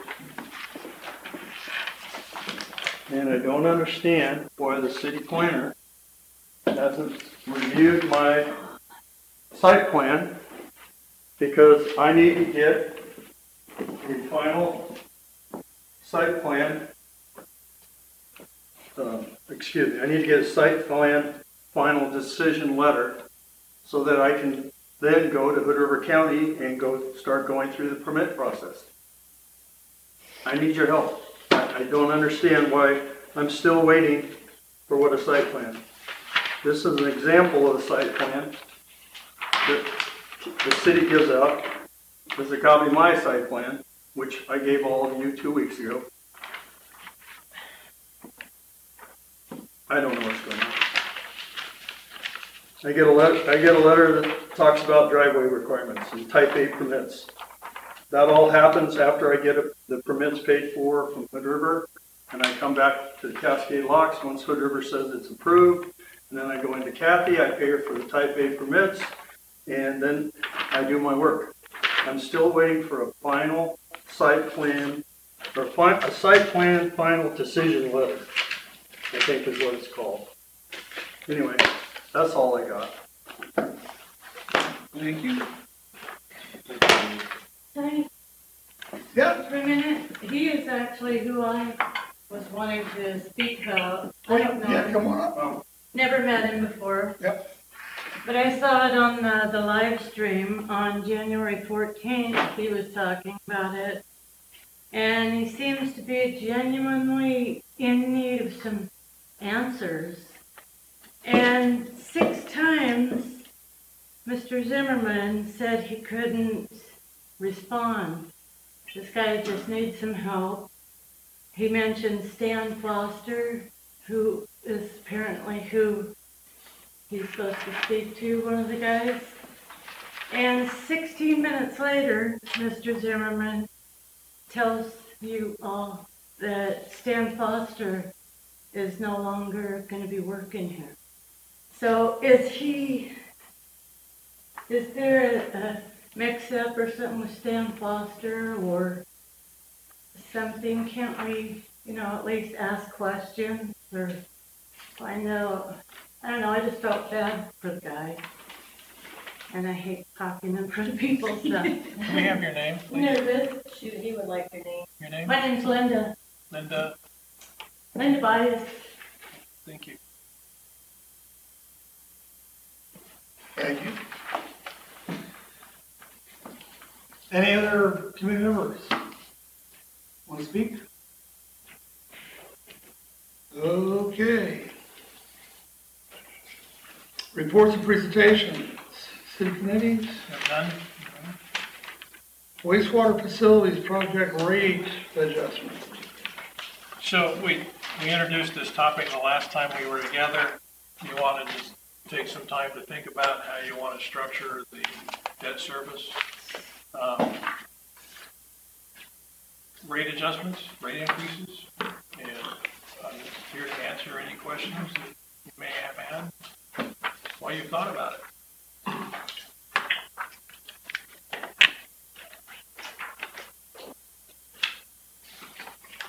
So I guess the basic recap, the question is the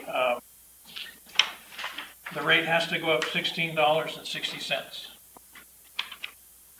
in order to pay back the debt for the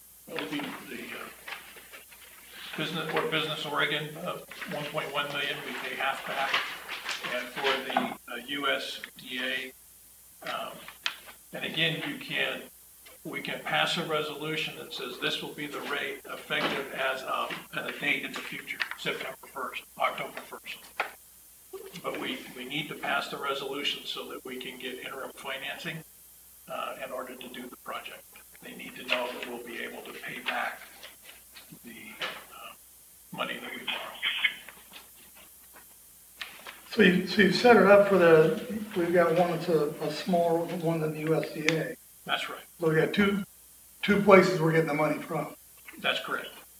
So you set it up to not throw both of them at the same time, but one's is quite a bit larger than the other one. But that's you're trying correct. to stagger them in there. Though. That's correct. So, and you could do, instead of 2, you could do 3 raises over time.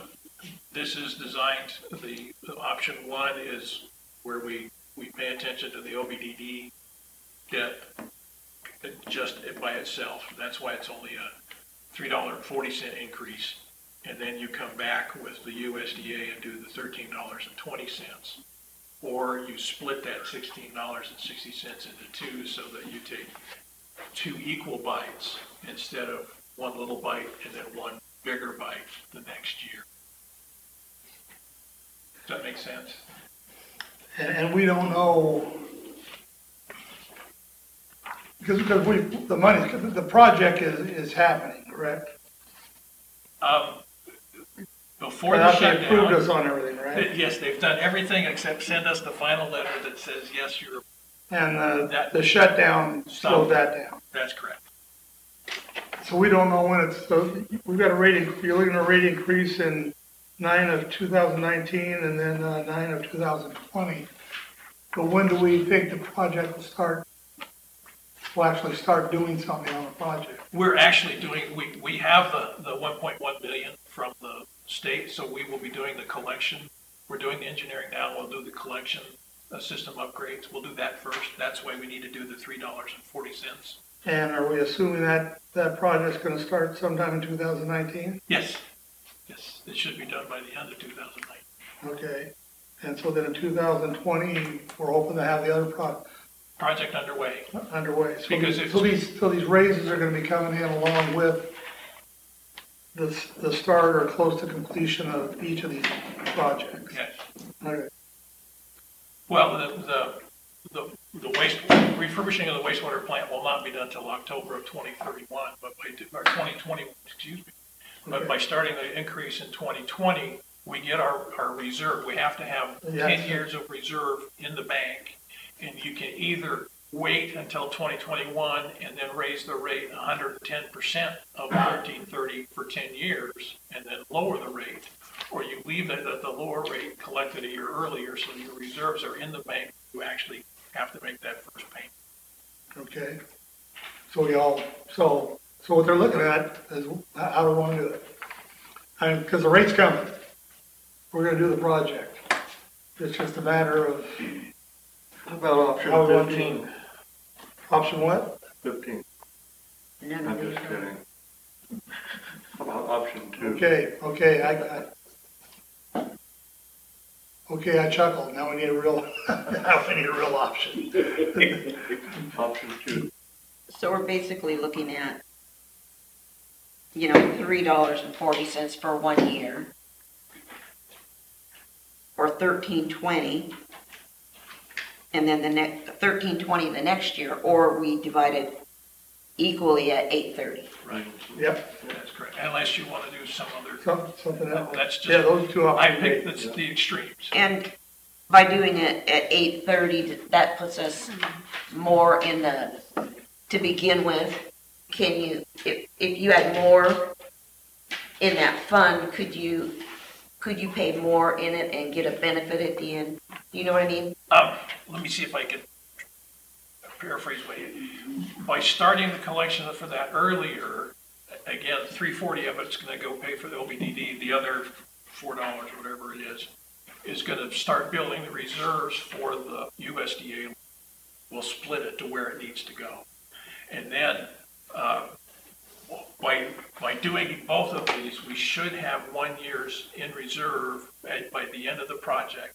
Then that first year after the project will be to set aside the first year's payment.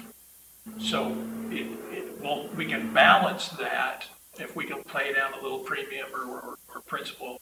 If we collect more than the 1 year, we can do that at that time, but we won't know until we actually collect. But no matter what you do, at some time here, you're gonna be paying $16.60 a month. So by 9, you know, these things are saying 8, but by 9/1 of 220, if you follow this, it's 8, but the other 8's gonna be on there too. So Right, the total bill's gonna be $62. $16.60. There, your total bill is Per gonna be month. It's $62 a month. Right, a month. The total bill. Right. Which is only a 33% increase or 25% increase from the current bill. The total bill is 62. The addition to it is, okay, 1660. Whatever your bill was, it's gonna be another 1660 higher. That's right. But again, by staging it, you don't bite all that off at once. You take it in 2 years.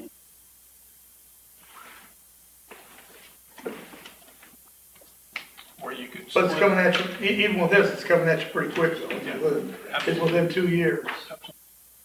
So it is 19 and 20. Or you can But it's do gonna be there. It's gonna be at the 1660 rate. You And could do it divide it by 4 and do it every 6 months and increase every 6 months. It just, you know, or divide thirds and do it every 9 months. Yes, It's just. exactly. So it's however you folks wanna do it. So what you need, what he's asking for is, how are you going to reach this 1660? And how long is it to get paid off? The OBDDD is Right, 30 years, isn't it? let's see. Biz Oregon is a 360 months, 30 years, and the USDA is 480 months or 40 years.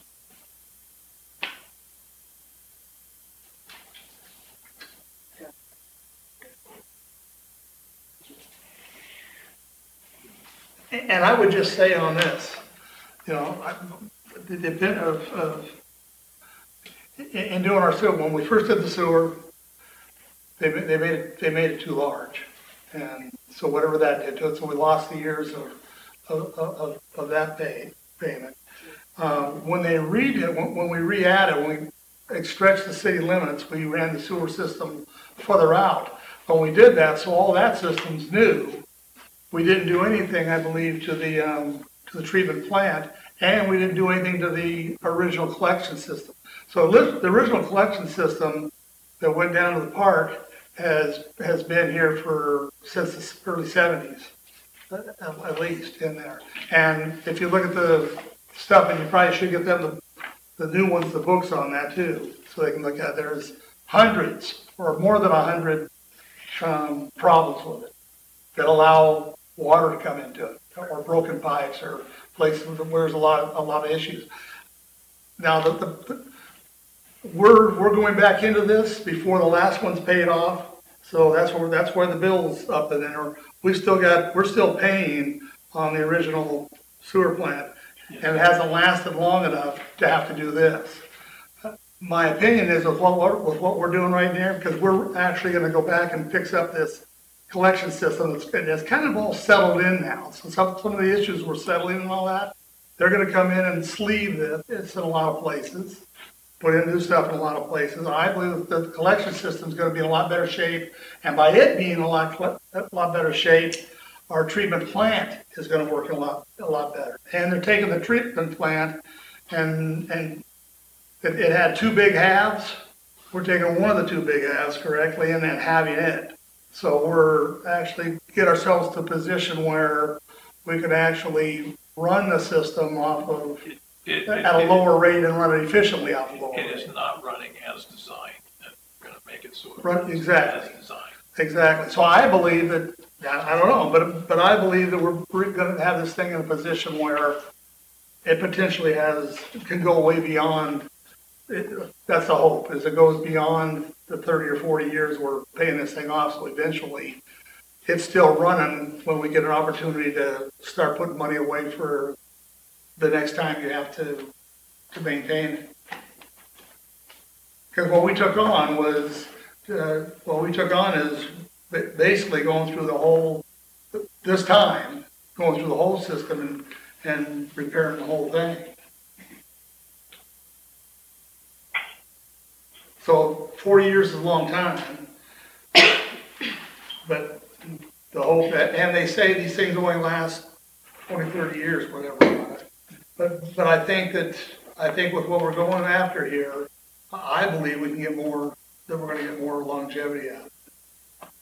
Certainly be more efficient. That's to be seen, but I do know that our original collection system is from early 70s, so we paid 30. We got 50 years on the. We paid $750,000 in 1998 for that system. We still owe just over $500,000. That will be paid off in 7 years with the current revenue that we have. This does not impact that payment schedule.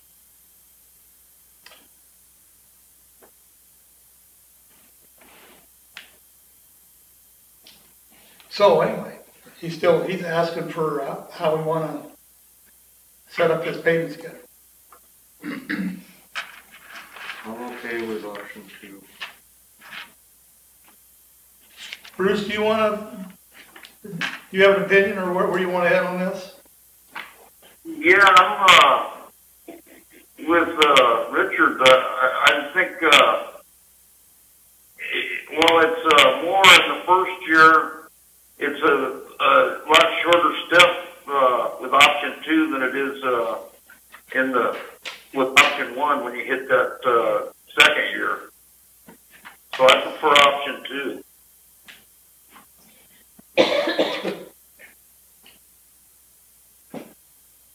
So we got a couple of them for option 2. Well, can we get a couple more? This is what I mean. Let me editorialize, get on my soapbox before I tell you. I've watched this for years. Most of us that have been around here for years, and this is what happens when we build the thing. It was built too big, and it was built. It wasn't the most efficient, I don't think. And it's because we put all our eggs in one basket. And that basket went away.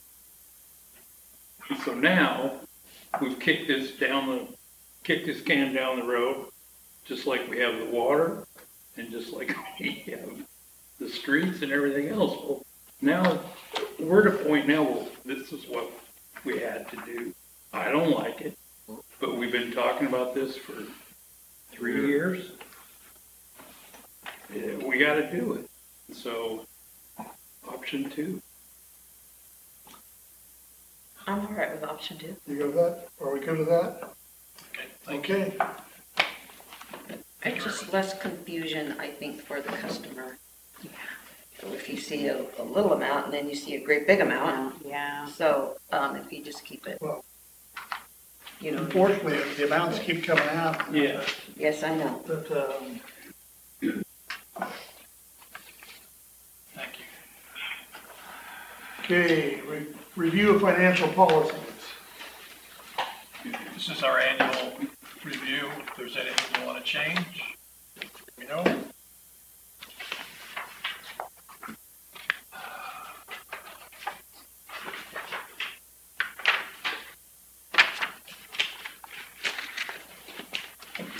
And I would just say that these, the financial policies that we have here came about from, forensic audit that we did do with the city. And, took recommendations from an independent, group, to see what our practices were here in the city. And, there were some things that they had, concerns about, and we adopted those concerns into our adopted financial management policies. So when we get audited now, we get audited every year by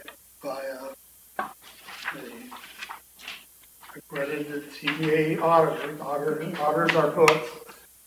Part of their audit goes through these the financial policies that we have. So part of their job is to make sure that we're following the policies that were put in place just a few years ago on how we manage our money and how we operate the accounting part of our city. So with that, is there anything in here that you see you want to change or have a question about?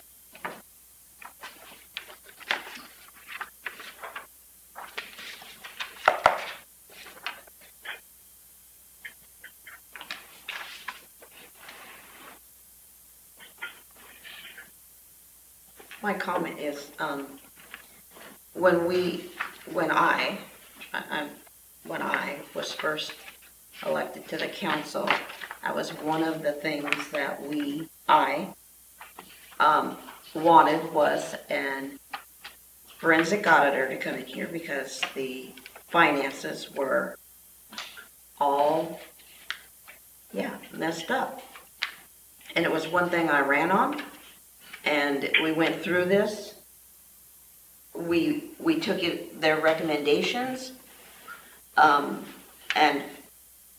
have worked hard to do that. So I don't see where we need a forensic auditor. We already did that, and that's what this report shows. And it's, so that's just to answer one of Kathy's questions about not thinking that we're doing upfront things. It is one thing that I ran on to get this, help get the city finances figured out and to get on track, and that's what we have been doing, and we're still working on getting all that done. Just like the sewer plant, we're paying for something that was pie in the sky back in the day, just like the fire department, new fire department, that was pie in the sky. And we, the community, have finally paid that off. We're working on this. We're always working on somebody else's mistakes. So I take great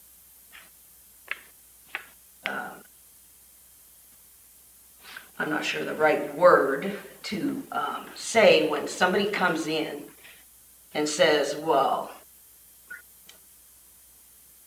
you guys you're hiding things. We're not hiding a thing. We've worked hard to bring things up to what the city needs, and everybody in this city is paying for everybody else's mistakes in the past. So I take great, I don't like it when people say we need to do this, we need to bring in a forensic auditor, you need to have an independent auditor. We have it all. We've done it all. We're paying for it right now. And so this has been building for a while, and I'm letting it out right now. I've done my job. I'm going to continue to do my job, and I'm proud of what we've done right here to bring this city to where we've fixed our water lines. We're fixing our sewer because of everything that went wrong in the past. We're doing it, and we'll continue to do it. So I don't have a problem with this. So you go to the financial policy. I'm sorry. I got off onto something else because it burns my butt. I'm tired of listening to this. I'm tired of listening to this. So there you go. I'm sorry. Okay. I got on my soapbox and now I fell off. You're good with the financial policies. I am good with it. Richard. Yeah, I pretty much will concur with Linda, and it's taken years to get here, to get to this. Not only did we do the forensic audit like she was saying, but we got a new auditor. We got rid of these guys out of here and start fresh. And now there's problems again. I don't hardly believe it. I think somebody needs to do some more investigating before they start accusing our staff of what they're supposedly have done. You know, I mean, we hire Gordon to do a job, and when we hire him to do a job, everybody makes mistakes, okay? And not only that, but I trust Gordon to run the city. That's why I am supporting Gordon continually with the finances. I don't believe he's doing anything underhanded or crooked. I don't believe that.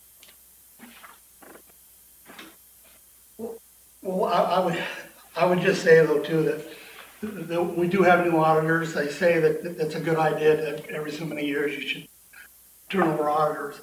But the fact is, the new auditors didn't find anything bad that the old auditors did. Everything was in order. They found it all in order.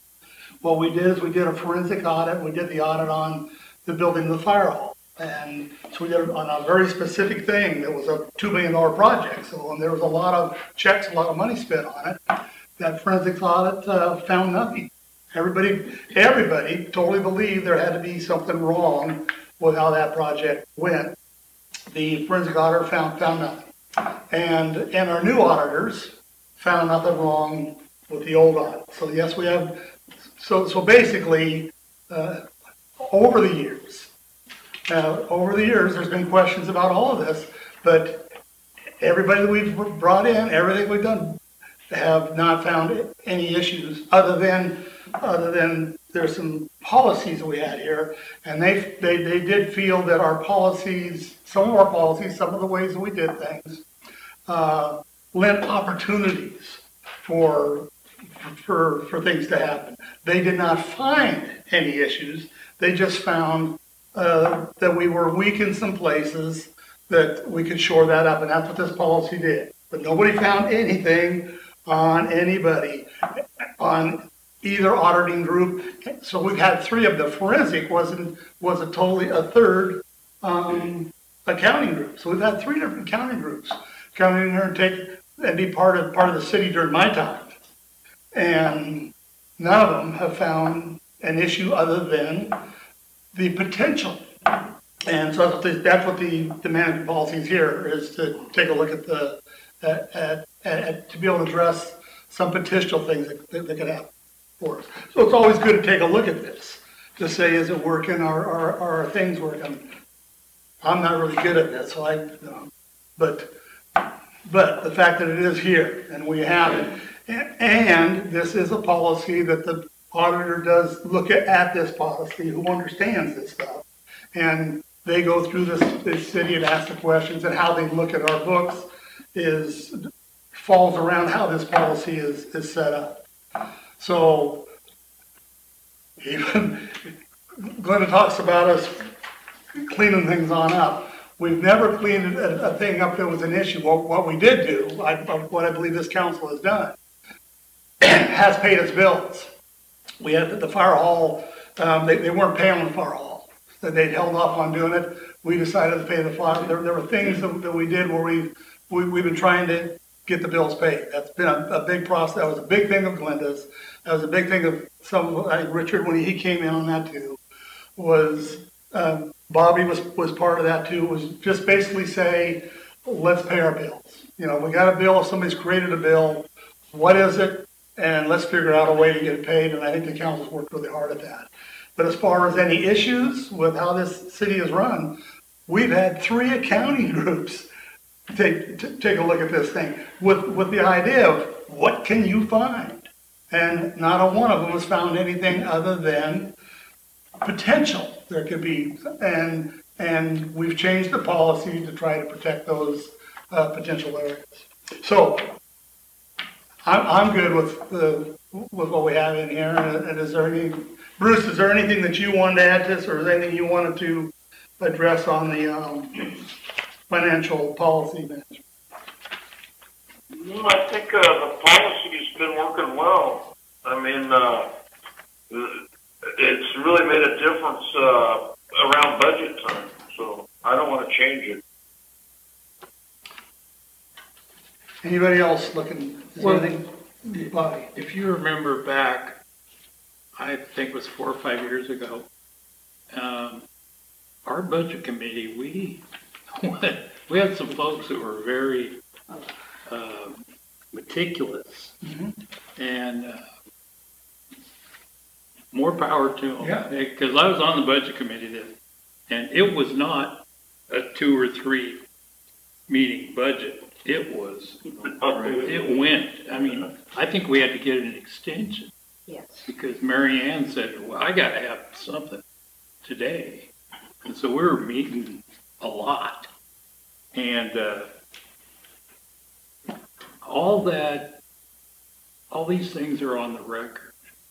And I didn't look, but I would think that if you look on the archives, if they're not there, they should be. All those reports that we got back should be readily available on the website. Yep. So my only thing is, if they're not on there, they should be. Our audits are all on them. Audits are. Yeah, the audits are all on. Yeah. And that's the key thing that's the key thing that you're looking at. And our budget's on the website too. Yeah. But anyway, so we're good with the policies here then? Yeah, I know. Okay. All right.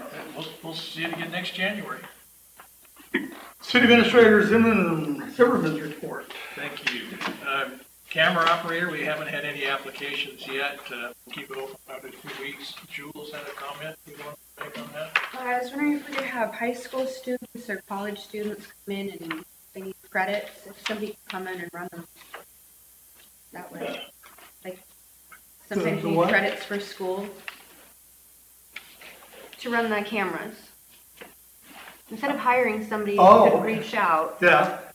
to some of the schools around here and see if there's anybody that needs extra credit. Get experience, do something Yeah. like that.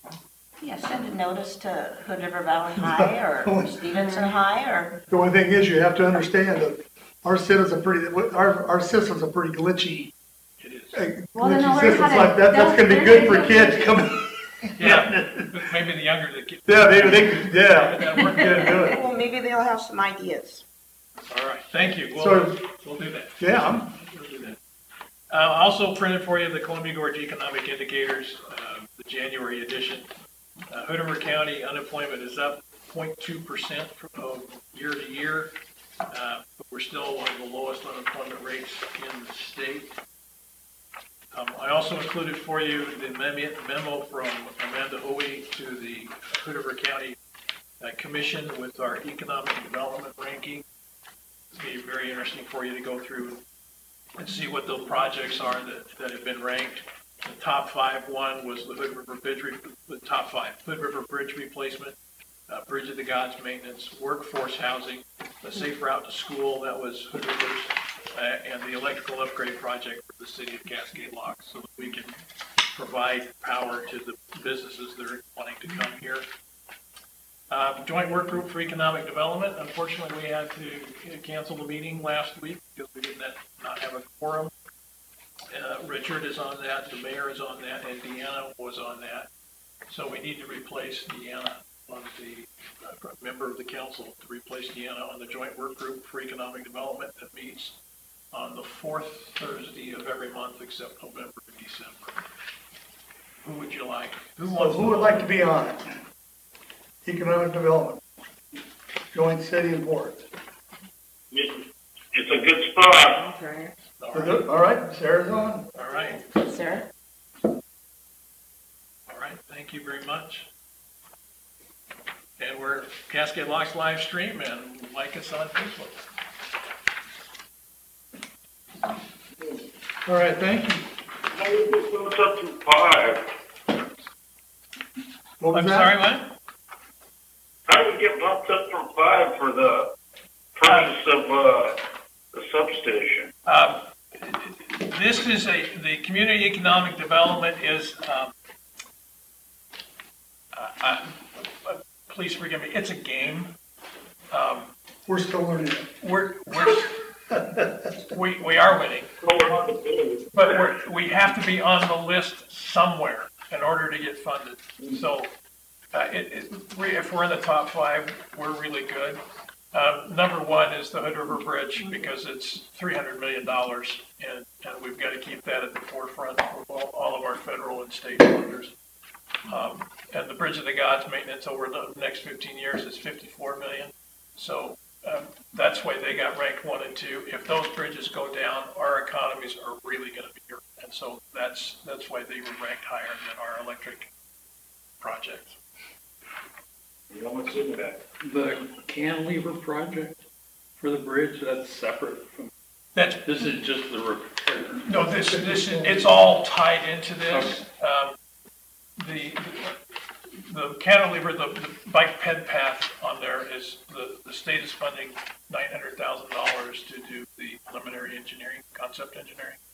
And then they're going after, I think, $25 million from federal land access to federal lands, federal land access grant program that would pay for the bike ped path. And what that does is it strengthens the seismic capabilities of the bridge to withstand earthquakes by about 80%.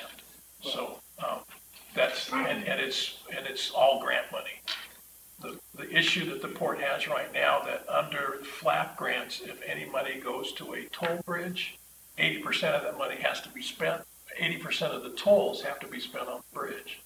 So if that occurred, then the revenue source for the port drives up. So we're working with our congressional delegations to exempt, it's called Title 23, I believe it's Title 23, measures from any bridge in a national scenic area, so that we can keep the revenue stream get the money and still keep that revenue stream for the port. That'll also be true for the Hood River. That's correct.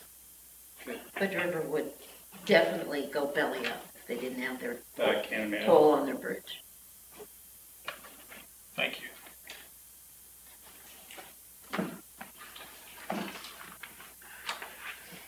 Okay, Mayor and City Council comments. Bruce.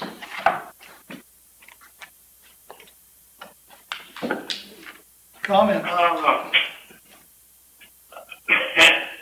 And just thank you to everybody for showing up.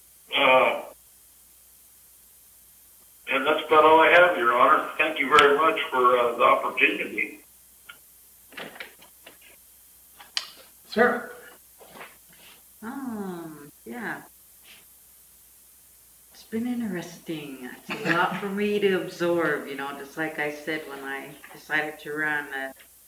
I was wet behind the ears. I'm green, but I'm ready to learn, and it's just been a earful and a mindful. But I hope I can get a better grip on everything. Oh, you will. and- You will. Yeah, I'm looking forward to working with economic development. I'm excited about that. All right. Cool. It's good to see everybody, and thank you very much. I'm just really glad we decided not to place chairs and tables. I'm glad you're taking a small seat, so. Yep. That's about it. I've pretty much already said my piece with the sewer and the sewage treatment plant. I think we have worked hard. We don't like raising rates, just like no other council like to, but there comes a point when you gotta do it. I mean, the water line repair that we did last month, we found out we've cut our losses in half. I mean, we were losing as much as we were using. And to cut that in half is a big deal. Because we're not paying to pump that water, and that's a huge savings. And so just bear with us. We try to get through it. We'll just move forward. Can I have something really quick? Sure. I don't know if there's anything we can do about it because we were told we couldn't, but Mr. Fisher's problem really bothers me a lot, and I don't know if there's anything we can do, but I'd like to fix that. However we can. It adds It's being more. worked on. It adds more housing. Yeah, it's being Okay. worked on. All right. I'm sure it's being. I'm done. Richard. I just want to take this opportunity to remind everybody that if through history, up until just a few years ago, this building has been assessed by ABOT for different reasons. The viability of keeping it or what to do with this building, with the historical. The building's not on the historical registry yet, is it? Oh, yes. It is. It's not formally on the registry, but because it's older than 50 years old, it's automatically historic. Was there any benefit monetarily, like loans or stuff with that? No, actually, it's a disadvantage. It's a disadvantage. Yeah, because we have to follow SHPO rules, which they talked about a And little maintain bit. it. And maintain it. It's, I'll give you just a brief example. We had a city hall in Mystic where I first worked that we wanted to do some upgrades to. And one of the things was the fire hall. We turned the fire hall portion of the city hall into city offices. And it had those big heavy doors that came down, garage doors. Well, that was the new entrance to the city hall. I had to keep that looking like a garage door, even though it was now an office door. And I had to put on hydraulic openers because the door was so heavy you couldn't open it by yourself. It was like a $3,000 door because SHPO said it had to look like what it looked like when it was a fire hall. I just would like to add that whatever money that we do have to put in the building to keep it viable, the city owns the building and it is an asset. So even if we do have to abandon the building, it's still worth something. So it just stands to reason to be prudent to continue on with the repairs as we need them. No doubt, no doubt.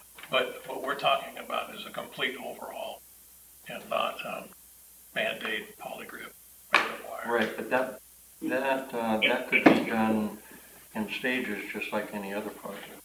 Again, absolutely correct. But you need to decide what the end is in mind first, and we're going to have that discussion next time. So it just seems to me that that's where we're at for a while yet, still. No doubt. Just to continue to make this building work. And Except I can't change tables. That's just my opinion.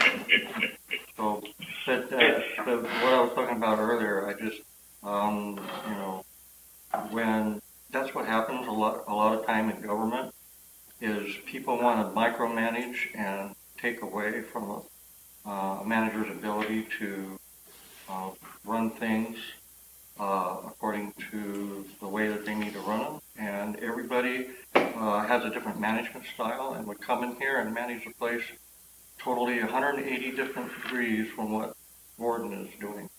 And I personally think that he's doing a good job. He's under the gun for a lot of things. I think there's still a lot of animosity out there because of the Nestle project. And that's what I feel where some of this is coming from. And that's just my belief. And I'm going to continue to go against that. We're, you know, just because me personally supported the Nestle does not make me a bad guy. Does not make me, you know, what am I, an enemy of some of the people here in the community? That's absurd. You know, we're on this together. You know, I inherited that Nestle project. It was already in the works when I came on here. You know, and so I just had to, you know, pick up the pieces and follow my own conscience, and that's what I'm going to continue.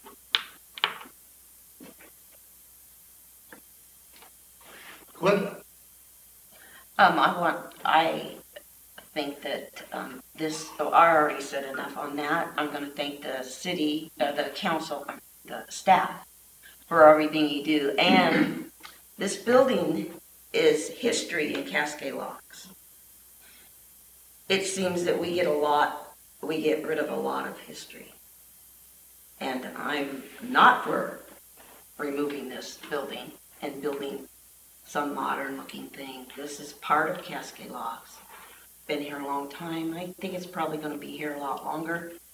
You know, and the repairs that we need to do, we'll do them in stages, just like we do everything else. We'll work it in our budget. We'll do things as we need to do them. There you go. You're up, Tom. Okay, well, and I appreciate the way that you went out and did this report, because you can't move on anything until you have somebody take a look at it and look at it comprehensive-wise on it. And then from that, you're able to build, like I say, we set up the priorities and we start working on the priorities. But it can't happen without having done what you did. So I appreciate, and that's how all of our programs have gone here. We've gone and put something together professionally, got with the professionals to take a look at what needs to be done, and then we attempt to act on it. So I don't know what we're going to do there, but it obviously is another big project. But at least you guys, it looks nice. You guys, yeah, both areas in here. You guys have really, and when they're talking about lighting and all that, what you did with taking down the walnut walls or whatever that was, the real dark one, and lighting it up. Crew did a great job on it, and so we're heading. You know, they're working and heading in the right direction. I went out and visited the Bitcoin, and same thing from the Bitcoin end of it, and they're up and running. They're running some. Now they're asking for quite a bit of power from us, but right now they're working their way through it. Bitcoin, like everything, like you have said before, these guys are up and down. But the fact is, I'm out talking to, the geek guy there, the one that knows all the computer stuff, and he's going, being here in Cascade Locks, being where that building is, the type of building it is, I went into it, they're only using about half of it, is where they build all their structure up. But only a small piece of that structure has got the Bitcoin stuff in it. And one of the issues right now is a lot of their equipment is made in China. So with the trade wars right now, their stuff, the price of their stuff has gone, tariffs are killing their equipment coming in. So along with other things with Bitcoin, but the thing that he noted is, and they paid for it, and then Gordon's made clear that too, is what they have built there in infrastructure, in power infrastructure, in fiber infrastructure and all that. That guy, the guy that was there going, whether Bitcoin is here or somebody else is in here, what was built here and what was put in here is going to it's going to be used. It's going to be used by people who need servers and that kind of stuff. That's what they are. They're kind of, it's a server type. It's a type of a server group. But that industry, the server industry, the industry that runs all these brains and all that, is not going away. It's just going to keep on growing. So we have developed in our town here. We've already started an infrastructure, and we've shown that we're willing from our power end of it to and this council did that. You know, we grew went with larger substations. We increased the ability of power to go through a certain amount of our wires, and that is all helping bring industry here.